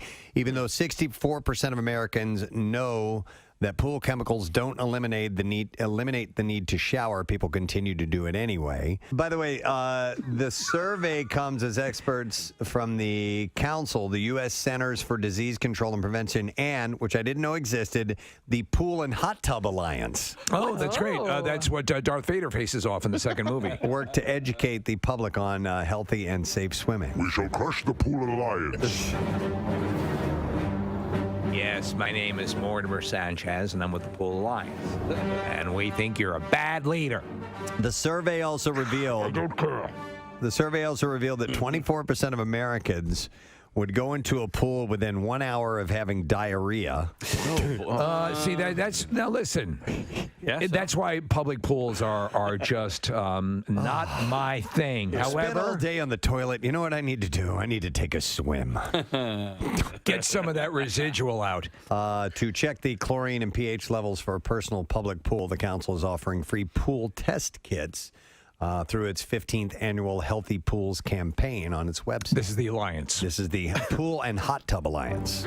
Did you mention in this story, Preston, particular sunblocks affecting? I didn't mention You this. may go into the pool now. Peter Cushing. Moff Tarkin. This is the finest pool you'll ever swim in.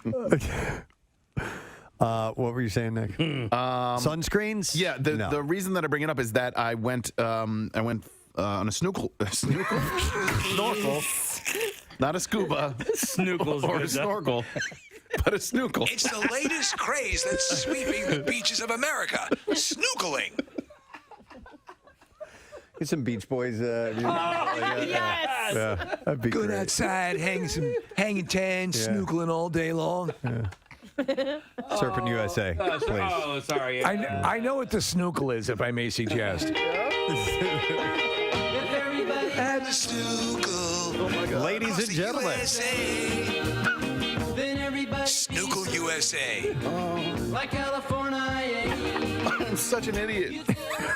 All right, anyhow. Snorkeling. Oh, yeah. I went snorkeling, and you weren't allowed to wear. Feel of a snorkel at dawn. You weren't allowed to wear the sunblock that you brought. You had to use the sunblock that they provided for you, and it's because the sunblock that most people wear is pretty damaging to the reef. And I was wondering if it would be damaging at all to like a pool filter or to the saltwater. These are all good questions. Whatever, yeah. Because some of the chemicals are pretty arch and can have that effect. Yeah, and I've been snorkeling many times in my life, but this is the first time ever on a snorkel trip where I had to do this, and you weren't allowed to wear what you had, what you brought. They provided. They provided it. Do you for remember what it was? What type it was? I don't. It was like an industrial vat. It was called Reef Killer. Yeah. Reef Killer sunblock. A snorkel, by the way, as you're snorkeling, has a second tube that goes up back onto the beach so that someone could load M&Ms into them so that you can eat. You're hungry. So that's what a snorkel Right, a snorkel is a second food tube. Okay. So that you can swim longer. Everybody wins. That's great. They do have snuba. Snuba is legit. I've heard of that, yeah. Snuba. Apparently snorkel is legit as well. Are you kidding me? No, I'm serious. If you can swim, you can snorkel. Yeah, he's absolutely right. Snorkel offers shallow dives. Approximately 10 to 40 feet without cumbersome tanks and no diving certification necessary. That looks like snuba. It does. So what hose, what right? they do is, they have a floating tank that stays above the water, and you basically take the regulator down, and it's a long tube, a long hose that you can breathe in. We're getting ready to get recertified or to go into a refresher course for scuba to get set for our vacation. So I'm looking forward to it. But I'll ask about snorkel. Yeah. But you did get your first job from an internship, right? I did. KSAN? At No. KSAN in San Okay, it Francisco, was. yeah. As a jock? Well, even when I was a jock, I was only part-time. Okay. Didn't they change format? Yeah, and then in my last year, it switched to country and western, which was just ghastly. And what was your name again for that? Will Robertson. I couldn't give. I was so. You just couldn't. My first name is William, but none of the kids in my family ever went by their first name. My middle name is Pierre, and we've always gone by our middle names in my family for whatever bizarre reason. And so I said, I can't. This is such a vile thing they've done. I can't give them my name, but I got to keep my paltry weekend air shift. So, but the records were much shorter. It was hard to go to the bathroom. Yes, they're 3-minute records. Country songs are short.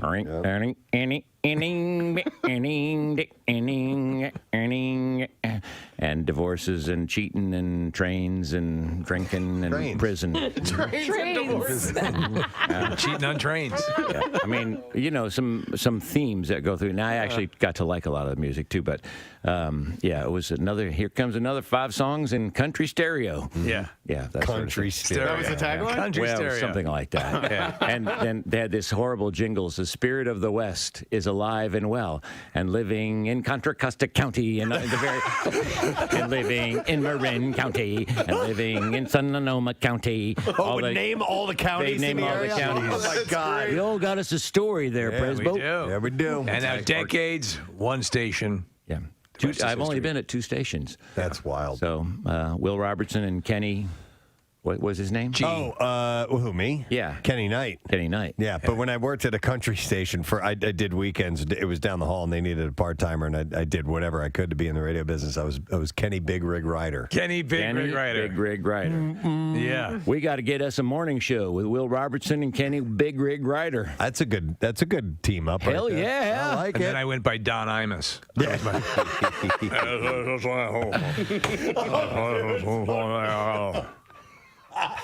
Fridays like this, so I begin the weekend long time. He knows that kills me when he does that. Oh my God! Absolutely. Is he still kills even me. on? He retired. Okay. He retired. He's a legend, bona fide legend, but towards the end there, it's Was it crazy? total unintelligible. It's honest in the morning. I got a movie work coming a little later on. We're in Billy's Hall Harg. Those were those cowboy hats too. When I see him on TV. I mean, with the headphones, cowboy hat. He did. Yeah, on the side. No, they hung underneath. Were they under? Okay. Yeah. That's a good look. Action News says when they arrived, they saw 2 officers from the 24th District attempting to arrest an unruly teenager. While that was happening, another person showed up and tried to antagonize the person being arrested. That person was told several times by police to back up, but instead they pulled out a cell phone and got in between the officers to yell at the guy being arrested. After a supervisor arrived on the scene and tried to get the person to step away, the man tried to provoke officers into a fight. That's what you were talking about. I was Casey, just telling you came guys. on, yeah. This guy is such an a-hole. He's yelling at the cops. Don't touch me. Don't touch me. But he's getting as close to them as possible. The cops aren't touching him at all. Yeah. And he is the one that's walking towards them. He's the aggressor. Oh, my. Yeah. And he got arrested, and and he's in the middle of the street, and the cops are saying, you got to get out of the street. He's like, no, I don't. Like, yes, you do. Yes, you do. You're in the middle of the street, you effing a-hole. Well, technically, that's jaywalking, so you can be cited right there for that. Well, he got arrested for being an idiot anyway. He did, yeah. So then he used profanity to tell a supervisor showed up on the scene as well. They called for backup, and he told the supervisor that he was really ugly. Yeah. You're really ugly. Oh, he was ugly. If you don't watch out, I'm going to grab your wrist. So he says, "Who you wife? Damn." You guys are so mean. Whatever. He's going to squeeze it really hard, though. I'm moving on. Okay, move on. Who you wife? I need to focus on this because she's a newswoman. I don't know if this is English. And we're distracting her. Sorry. All right. Who you wife? Damn, I forgot he ain't got one. Damn, he said. That was well performed. Okay, Who thank you you. wife? Who you wife? Damn. Damn. Don't forget the damn. Yeah. Damn. Yeah. Who you wife? So Damn. Philadelphia Police Chief Inspector Scott. Excuse me, who you wife? Damn. Damn. You ain't got no wife? Damn. That's a different way. John Houseman performed. You wife? Damn. You ain't got no wife. Damn.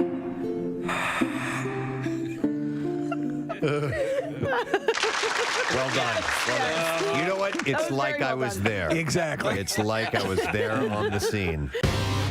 The Harry Potter film franchise is indelibly linked to Alan Rickman. Yes. And his portrayal of Professor Severus Snape.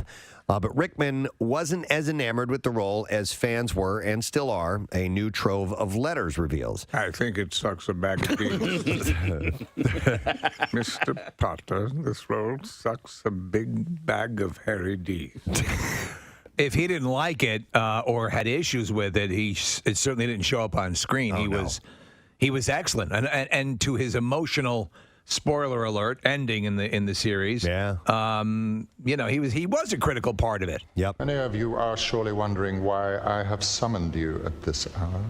His deliveries. Just so good. It's come to my attention that earlier this evening, Harry Potter was sighted in Hogsmeade. Now, should anyone, student or staff, attempt to aid Mr. Potter, I just love the way he drags out those words, man. they will be punished in a manner consistent with the severity of their transgression. Furthermore, any person found to have knowledge of these events who fails to come forward will be treated as equally guilty. It's so good. Fantastic. Wow. It's so sad that he's You will be gone. called to my office, where I shall spank you with your pantaloons down around your ankles. I shall do so liberally and with great care. There will be a modicum of probing. Digits will be involved. If that doesn't scare you straight, I don't know what I might would. even break out the wand. At which point you will receive an enema unlike any you have ever received before. In fact, I will pay to have the owl watch the herald. Oh my God. He's a cuck. The owl's a cuck. Absolutely. Hedwig?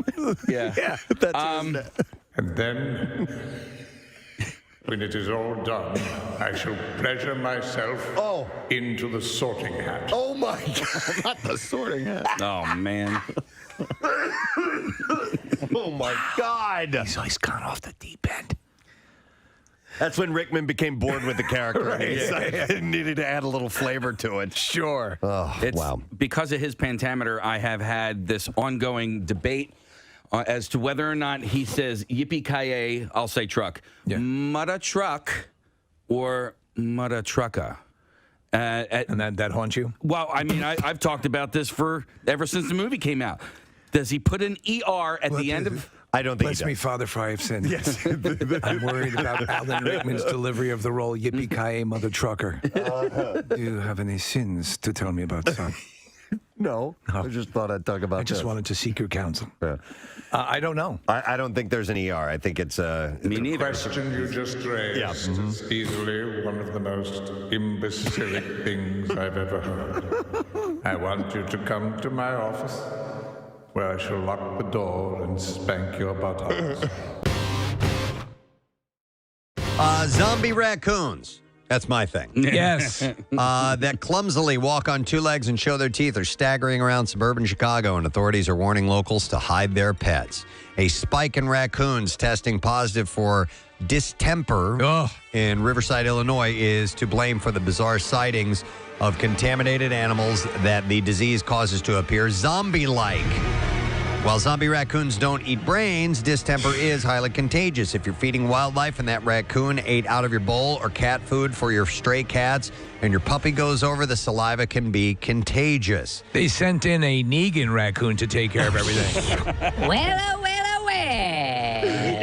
Traffic on 93.3 WMMR. Thank you, Kathy. Just a reminder, Cardboard Classic, just a little, handy reminder that thing will be here before you know it. It's not until Friday, March 1st, so you do have time to create your sled and get your team together and all that stuff, but I just want you to be aware that we're doing this again at Montage Mountain. Had a great time last year. And man, do we have a good time. It's also Mountain Fest. So Friday, March 1st, Collective Soul plays live at the base of the mountain there. And then on Saturday, they do it again with OAR and the 502s. And then I believe, it doesn't say it on here, but I think there's a big fireworks display. The whole thing, yeah. And it's also the debut of Kathy Romano at Montage. Yep. She hasn't seen it yet. No, So. I have not. Wait for you to check this out. WMMR.com/cardboard classic for sled and party picks from previous years and to get yourself ready for that whole event. All right, so do it. All right, Bizarre File. Yeah. WMMR presents Preston and Steve's Bizarre File. Brought to you by Mini Melts Ice Cream, the coolest on-the-go treat. You can head to Wawa and grab a single-serve cup from the signature Mini Melts standalone freezer and make it a Mini Melts moment. Mini Melts Ice Cream, but cooler. All right, I have two stories back-to-back about vehicles hitting homes, all right? And just follow along with me here. A driver walked away with minor injuries after their car smashed into a house on Saturday, but the home has a gaping hole in the side of it now. And the family that lives there said they feel like sitting ducks. Dave and Stephanie Cott bought their house a little more than 6 years ago. 6 people have crashed into their property since. Oh, man. 6 times. So what is it, on a corner or what is it? I don't really know. The most recent crash happened. Or is it in the middle of the highway? While the two were enjoying a quiet night inside. According to Stephanie, she said, I heard it and I felt it and I thought, here we go again. Yeah, I think it's probably just on a curve or something like that. Meredith, who we know, she lives on a curve of a street where when it gets icy out, They slide into it, yes. Not her house, but but that's where all the cars slide off the road. So Dave is upstairs above the garage watching TV when he looked out the window and saw a car sticking out of the side of the house. It sucks. The crash was captured on security video. He said it was a violent crash. It was probably airborne twice, and then it crashed into the house. Just unbelievable. They believe the driver was speeding through the area, something they see quite often. He said, we've had at least 6 since we've lived here. She said, we have a video of a truck that came into the yard, hit the stop sign, knocked it down, drove around several times, and then took out one of our small trees. Dave and Stephanie said that they've contacted city and county leaders multiple times, helped them try and make it a safer area. And then there's this other story. I'm not sure where that one took place. I couldn't pinpoint exactly where, but this is in Pennsylvania. A truck collided with a home in Carbon County earlier Tuesday, but the homeowner says it's nothing new, and now he's trying to get PennDOT to enforce the rules on his street to stop it from happening again. It is Jason Edom, and his home is in Franklin Township in Leighton and has been hit by a lot of trucks. He said that there's been more than 50 vehicles that have hit his house. Trucks. Cars and trucks? I assume so. Wow. Edom has owned this house on the corner. Sell it. You know, it might be just trucks, Steve, because he talks about that here. Edom has owned the house for about 8 years, and it happened again on Tuesday afternoon. He said we could honestly make a documentary or horror film about it. The driver of the most recent crash on Tuesday didn't even know he had collided with anything at all. And Jason said, yeah, it's always the same thing. I didn't know I hit anything. You could see the truck tracks in the snow on the side of Jason's house from the most recent accident.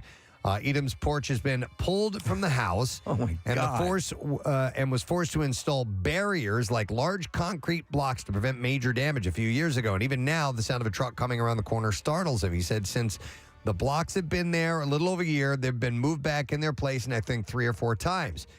He is happy with PennDOT's decision to make this a non-truck road a few years ago. He said, but that has not stopped the trucks from coming down the road and hitting his property. Jeez. Said he expects it to happen again, and just like in the past, his neighbors will help move the concrete barriers back and put his property back together, but 50 times. This makes me think of a place it's on Montgomery. It's right along the drag there, and I assume where it is, people will go up around to the right of people making a left at this intersection. Okay. And when they do that, it seems like often they misjudge and drive up into these people's lawns. Right. So their wooden fence has been torn down a couple of times. Constantly. All right, this is an interesting story. I just didn't know where to put it, so I'm putting it in the bizarre file. Gary Woodland, professional golfer, PGA golfer, arrived at the Sony Open and had a good night's sleep, meaning that he didn't jump out of bed and grab the side of the mattress to make sure that he wasn't falling out of the sky to his death. He flew to Hawaii without worrying that the overhead bin would crash down and kill him. So fear and anxiety were unfamiliar terms to this three-sport star from Kansas, a former U.S. champion, by the way, whose only fear was not living up to his high standards. But all that changed the last week in April when he was at the Mexico Open and he began to experience symptoms such as being jolted awake by unfounded fears, tremors in his hands, chills, and low energy. Wow. When he asked his doctor for something to calm the anxiety, it led to an MRI, and they ruled out Parkinson's disease. Instead, they revealed a lesion on his brain on a tract that causes fear. What? And this lesion caused him to have these unreasonable fears that were just crippling to him. So, he said, that's the one thing that scared me the most. He said, I'm a very optimistic person. He's talking about the symptoms. He said, I believe good things will happen. I was very fear-driven every day, mostly around death. That's effed up. Isn't that weird? So I've never heard of the that. overhead compartment's going to crash in on him, and and kill him. Yeah. Like, he thought all these things were going to kill him. He played 10 tournaments with the symptoms, by the way, 8 times on medication, 7 times after the diagnosis. Remarkably, he made 8 out of 10 cuts, but a summer of fear and medication gave away the inedible. He had brain surgery on September 18th. They cut a hole in the side of his skull, the side of a baseball, and they needed 30 staples to close it. They didn't get all of it. There was a risk of losing sight in his left side and the use of his left side of his body, but it was deemed successful in none of the counts, and the tumor was benign, and the feelings of fear were gone. Oh, my God. After they got rid of it. I'd never heard of that. So but I when you guess have it's- it, I wonder, you have the fear, you know the fear is because of a medical condition. Does that help? Maybe it doesn't help, Yeah. All right, and then one final story. A British woman, Stephanie Barstow, was joyfully reunited with her lost cat, Duke, after 7 years. Well, I was lost. Duke, a Bengal cat, went missing in 2017 after a fight with another cat. Barstow had given up hope of finding him despite months of searching. Surprisingly, the veterinarian informed her that Duke had been living 300 yards away at a factory for 7 years. That's amazing. Workers cared for him. The reunion occurred when the vet, realizing Duke had a microchip, tracked down Barstow, whose contact information was outdated. Duke was brought back to his owner after the factory was deemed unsafe for him. So It's like he never left because he didn't. Yeah, right around the corner. Yeah. And that is all I have in the bizarre file for you. All right, we will take another break. When we return, we will test your knowledge of today's show. We'll do a lesson question, and we'll get trash and music news as well. So stay with us, please. There's a problem in Chi-Town. Leaning back high. Looks like we got some trouble. Some trouble in Chi-Town. Going deep dish on this bitch. It's got a little leather jacket he wears. Yeah. Leaning back, way far. Ooh, hey. In the home of Oprah. There we go. We had mentioned this earlier this morning, but it's definitely worth bringing up. The restaurant named Cadence, which is a BYOB on Girard Avenue, was named the best new restaurant by Food and Wine. That's a super well respected journal in the world of the culinary happenings. Yeah. And so this is a big honor. But in the order, you have Cadence is number 1 in Austin, Texas. Suerte. Frenchette in New York. Conby in Los Angeles. Kumiko in Chicago. These are all one-word names. Manny's Chili Dogs. Ah, that's on there. No, Pat's Chili Dogs. Pat's Chili Dogs. Definitely the best theme. Yeah. Voted #1 in Food and Wine magazine. Yeah, baby. That was from the band Cinderella when they were big in the area. They did Hi, a. we're Warren. When we're in town, we want some good chili dogs. We always read through Food and Wine magazine to see who won. They did a commercial for Pat's Dogs.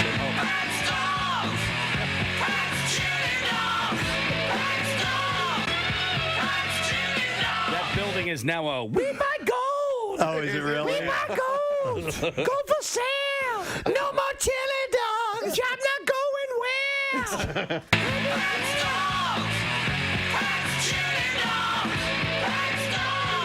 Next step, selling blood.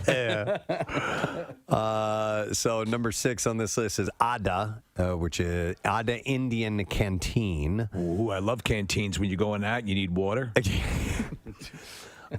Fox and the Knife in Boston. Boston sucks. Hey, we beat Boston. Love me some good Fox. There you go. Suck at Boston. How's the Fox at this place? Indigo in Houston, Nightshade in Los Angeles, and in New Orleans, a place called Piece of Meat. There you go. You know, it's I think one of the most difficult parts of a restaurant would be a name that means something and pops to people. Yeah. You know, like Pat's Chili Dogs. Right.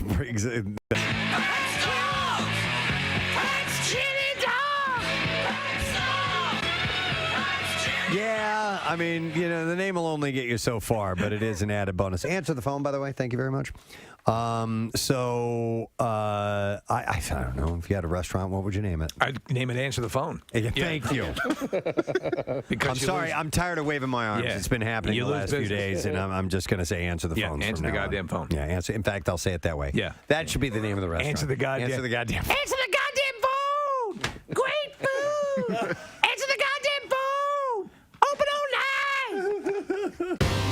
We knew we were going to have one gentleman for sure that was coming in. We have 2 here this morning. This is a momentous occasion. Call it an honor. I'd have to say because he is the best-looking 60-year-old man I've ever seen in my life. It's his birthday today. Yes. So we first want to welcome our friend Sean Wayans, who's been here on many occasions.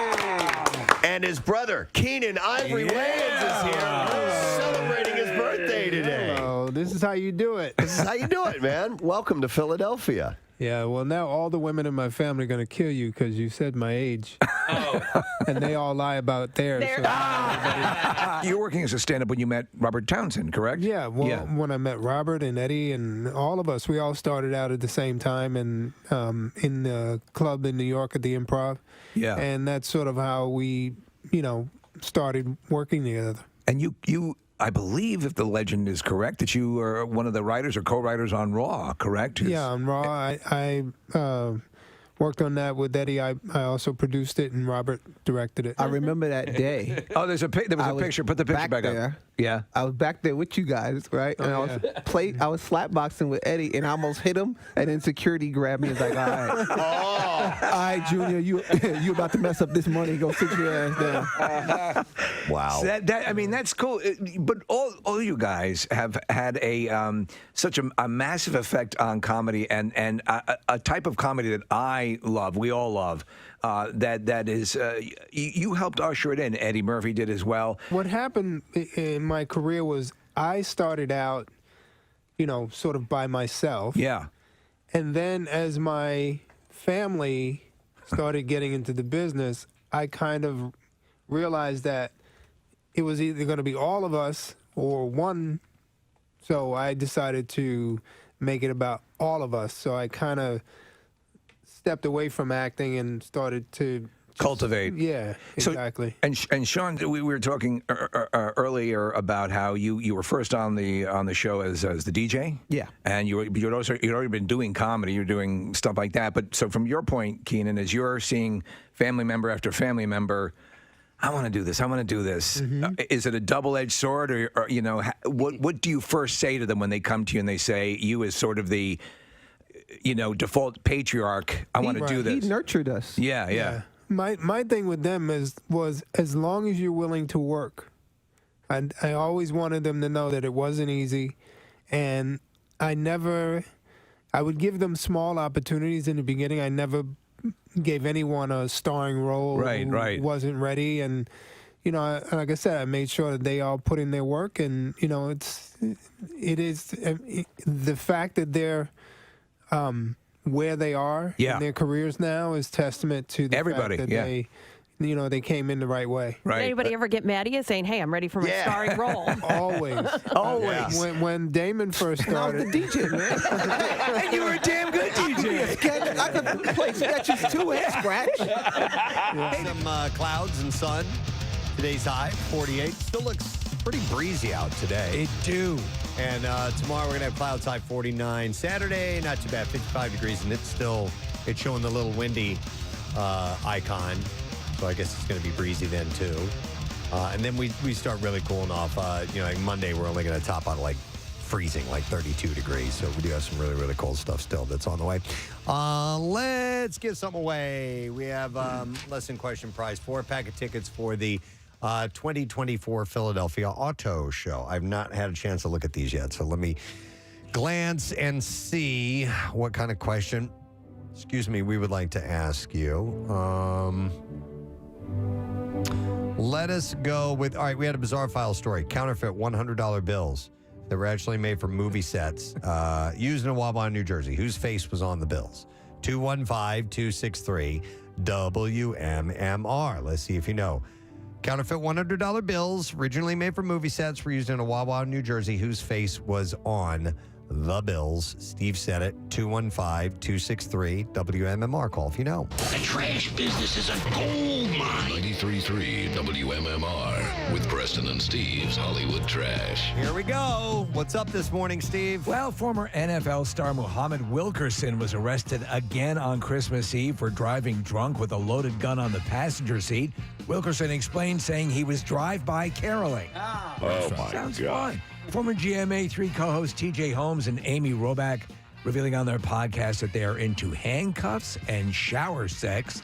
Not to be outdone, CBS This Morning co-host Gayle King revealed she enjoys sitting on a revving mini bike while doing whippets. Oh my God. And finally, a former Milli Vanilli member Fab Morvan announcing he and his wife Tessa Vanderstein are divorcing. Fab says he and Tessa are committed to being friends. Well, he moved his mouth while someone else said that. And that's a Hollywood Trash. All right, we're going to give this away. If you can answer the question, counterfeit $100 bills were originally made for movie sets. Were used in a Wawa in New Jersey, but whose face was on the bills? We'll go to Kevin, see if he knows. Hey, Kevin.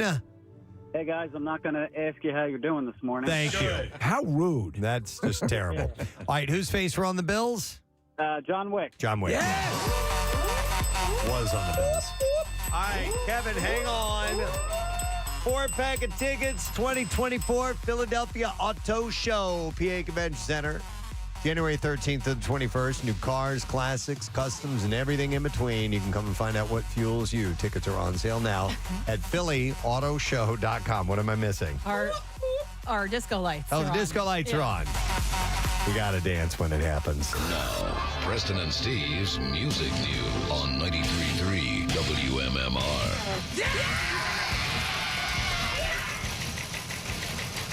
All right. Music news. Let's get right into it. In an interview posted by blabbermouth.net, vocalist Sully Erna didn't give much hope for Godsmack to record again. Oh, man. He said, you can never say never, but he said, but I do know this. The late Rush drummer Neil Peart said this to me once. All great things must come to an end eventually. And he went on to say that there are more things I want to do in my life. Music's not everything I want to do with my life. Godsmack will kick off their Vibes tour in February, promoting what they are calling most likely their last album. See, he's right, because that's why we avoid greatness with a passion. Yes. Because we can go on longer that way. Yep. You don't ever have to say goodbye to it. Yeah.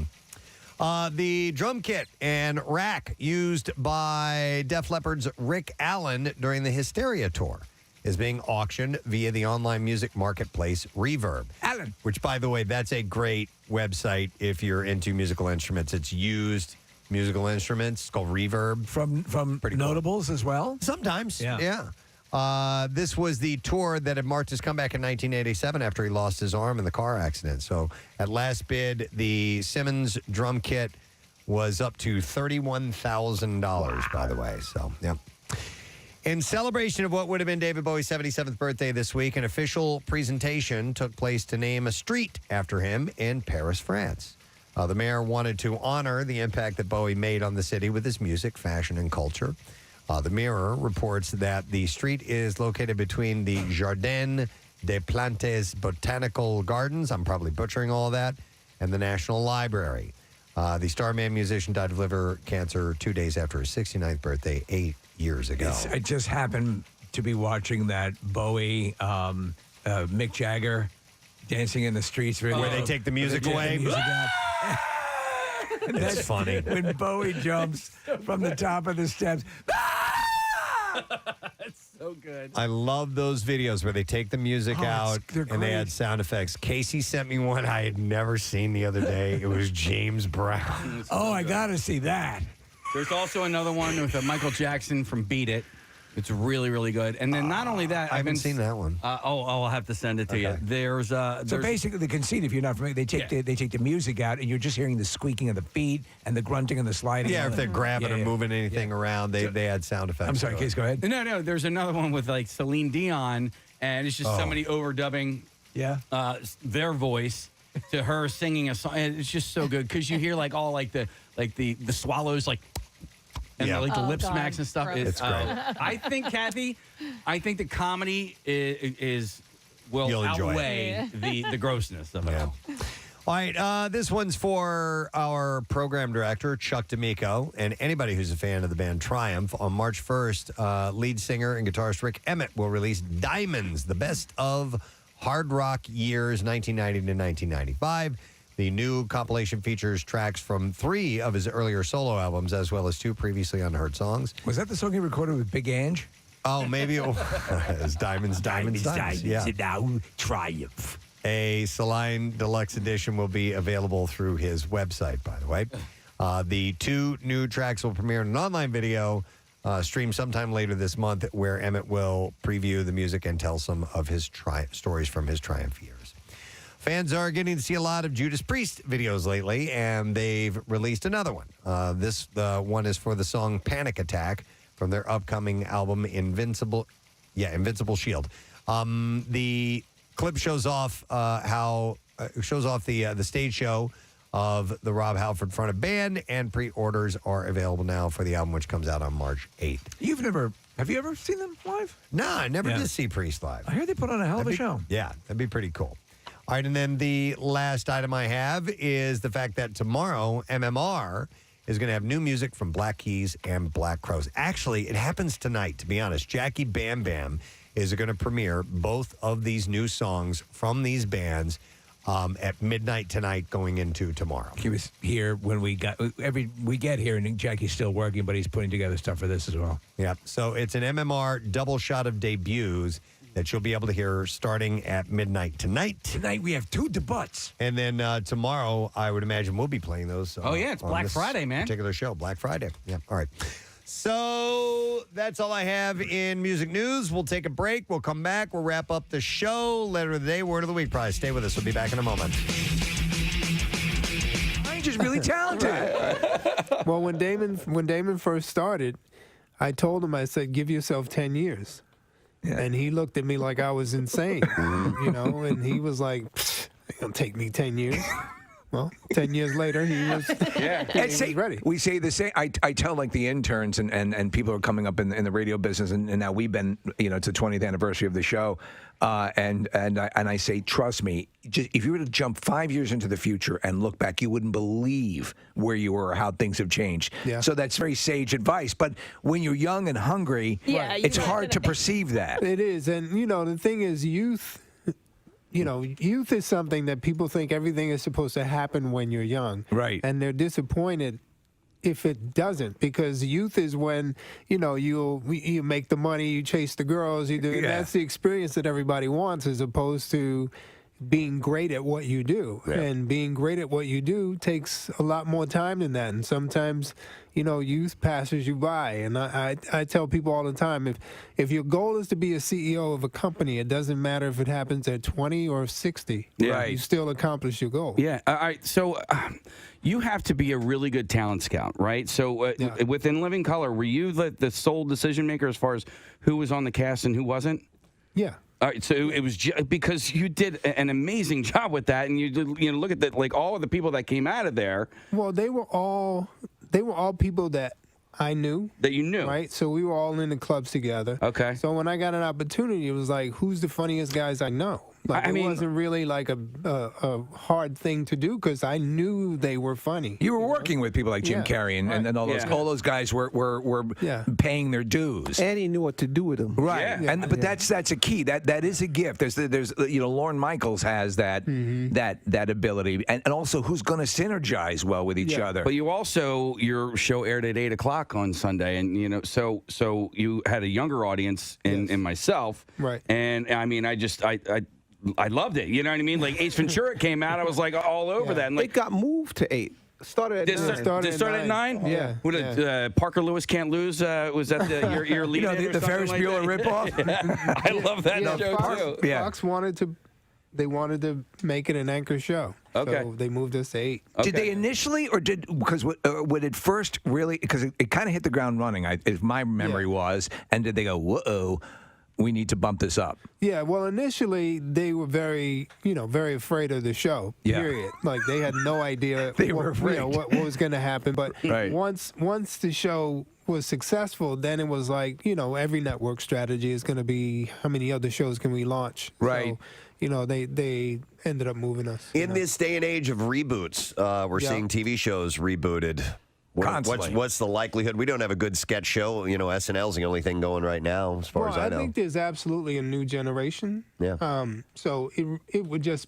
I don't think that the guys from the past would step forward. Yeah. want to do that again. But there's absolutely a new generation out there, and it would be fun. Yeah. We're in a time now where I think a show like In Living Color is needed, but at the same time, it's the sensitivity. Can you do it? Yeah. No, can that's you a do good it? question. We were wondering about that, about the. Preston and I were having a talk earlier about the comedy club or the theater. When you guys are there, that's your realm, and all bets are off. You should be allowed. yeah. And there's there's safe spaces for satire and comedy and thought provoking, whatever you want to do. That's your palette, and there's been hits on it lately. It's the phone. Yeah. You see, because Absolutely. the people who are in the club, they paid to be there and they want to see it. Yeah. But people who are filming, now it's going to people who didn't want to see it. You're and right. then when they do see it, now they're pissed. It's never the people who are in That's the club. why I didn't want to go. See that? Well, speaking of that, even some rock bands have adopted no phone. I don't think phones should get be outta allowed. here. I think you're there for the experience and enjoy the experience. And Well, Kevin Hart played the Link, the stadium here, and there was a no phone rule for that whole show. It can be done. It's a pain in the ass, but I mean, I would agree. Yes, with that, you lift a clip 100%. out, you lift a soundbite out of context, Yeah. and people are going to go ape. It's just crazy. I heard somebody, and I don't remember who the performer was, saying recently though that they, it's really easy to see from the stage when somebody does get on their phone. Have you guys noticed that? Like if you're up on stage, you can tell immediately. if the light is on, You can tell, but you just don't want to stop. You got to understand. You got people in the palm of your hand. Yeah. You got momentum going, right? And you're thinking about your next thing, and you're trying to be physical, and you're trying to be in the moment, and then someone has their phone up. Do you stop your whole show to deal with this guy with his phone up, and then kill the people's? No, show? you're right. So you're going to Or ruin do it you for other keep- people. Yeah, so, no, that makes total sense. Sometimes you do, and you make him part of the show, and you destroy him for being the idiot. Yeah, which is for pulling also his phone good. out. Yeah. But You channel your Richard Pryor. yeah, if I gotta stop, I'm gonna destroy you. Keenan, I have to tell you that I'm Gonna Get You Sucker is one of my absolute favorite movies. Thank you. Hilarious. I think people need to revisit it, but I think it's also sort of it's the likely first step to getting to Don't Be a Menace, which that same sort of comedy, which has became the style of comedy. When you were putting that together, how difficult was that to pull everybody? You had a lot of cameos and stuff. Give us the idea of what that production was like. I was very lucky. And Jim Brown really, he and Bernie Casey, once they came on, got it done. That got it done. Then everybody else was like, well, if they'll do it. And they were essential. Yeah. They were what Leslie Nielsen was. Yes, they were the icons of the era. And so once I was able to bring them on board, it went really smooth. And it really was, it was an homage to them. And the blaxploitation right, movies of because the those are the 70s. movies I grew up watching, and so did I. They were enjoyed awesome. them. Yeah. So, when I was writing it affectionately. So that's why I think that they responded to it. And then these guys did the same thing for their generation with "Don't Be a Menace." Yeah. So I was on the set of "I'm Gonna Get You, Sucker." 17-year-old boy watching his big brother do his thing and just taking it all in and going, man, one day I want to do a movie just like this. Yeah, and you did. A couple of years later, Don't Be a Menace was born. It's Sean and Keenan Ivory Wayans here, and we want to do something special because it's a special day, and we have something to bring out. For Keenan, it is his birthday today, so we got a cake for you, Keenan. Yes. He don't eat cake, though.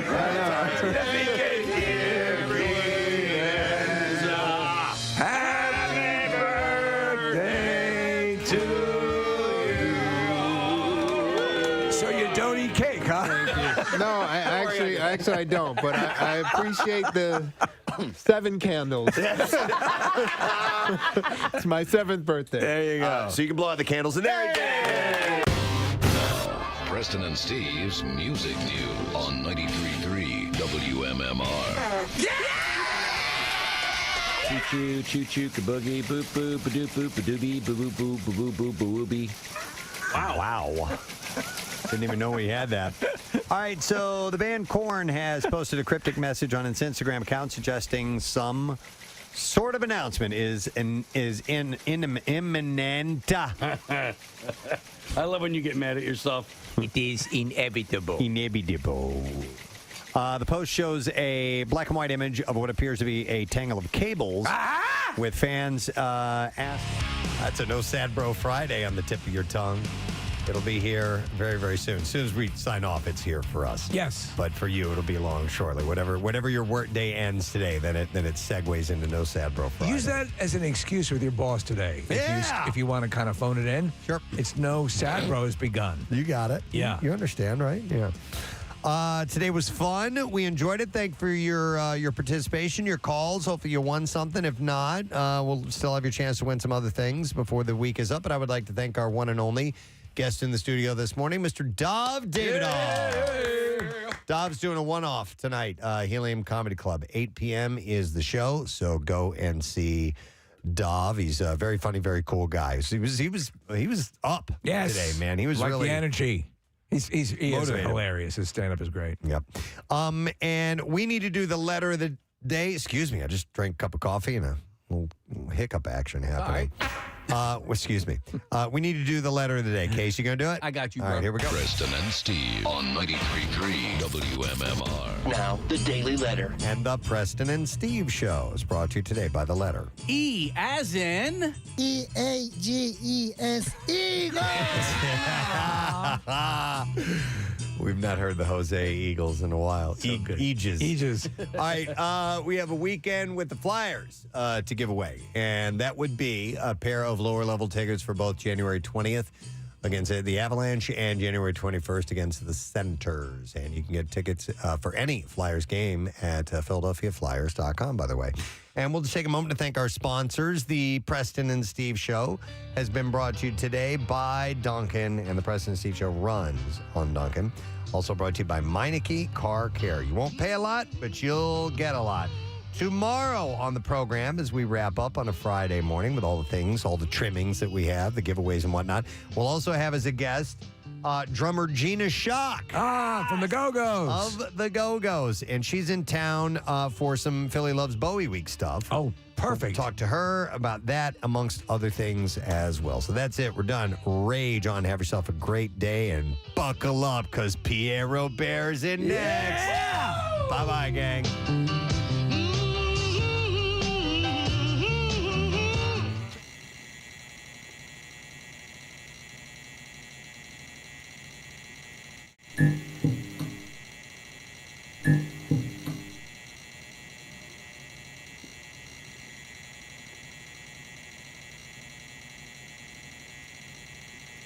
Mm-hmm.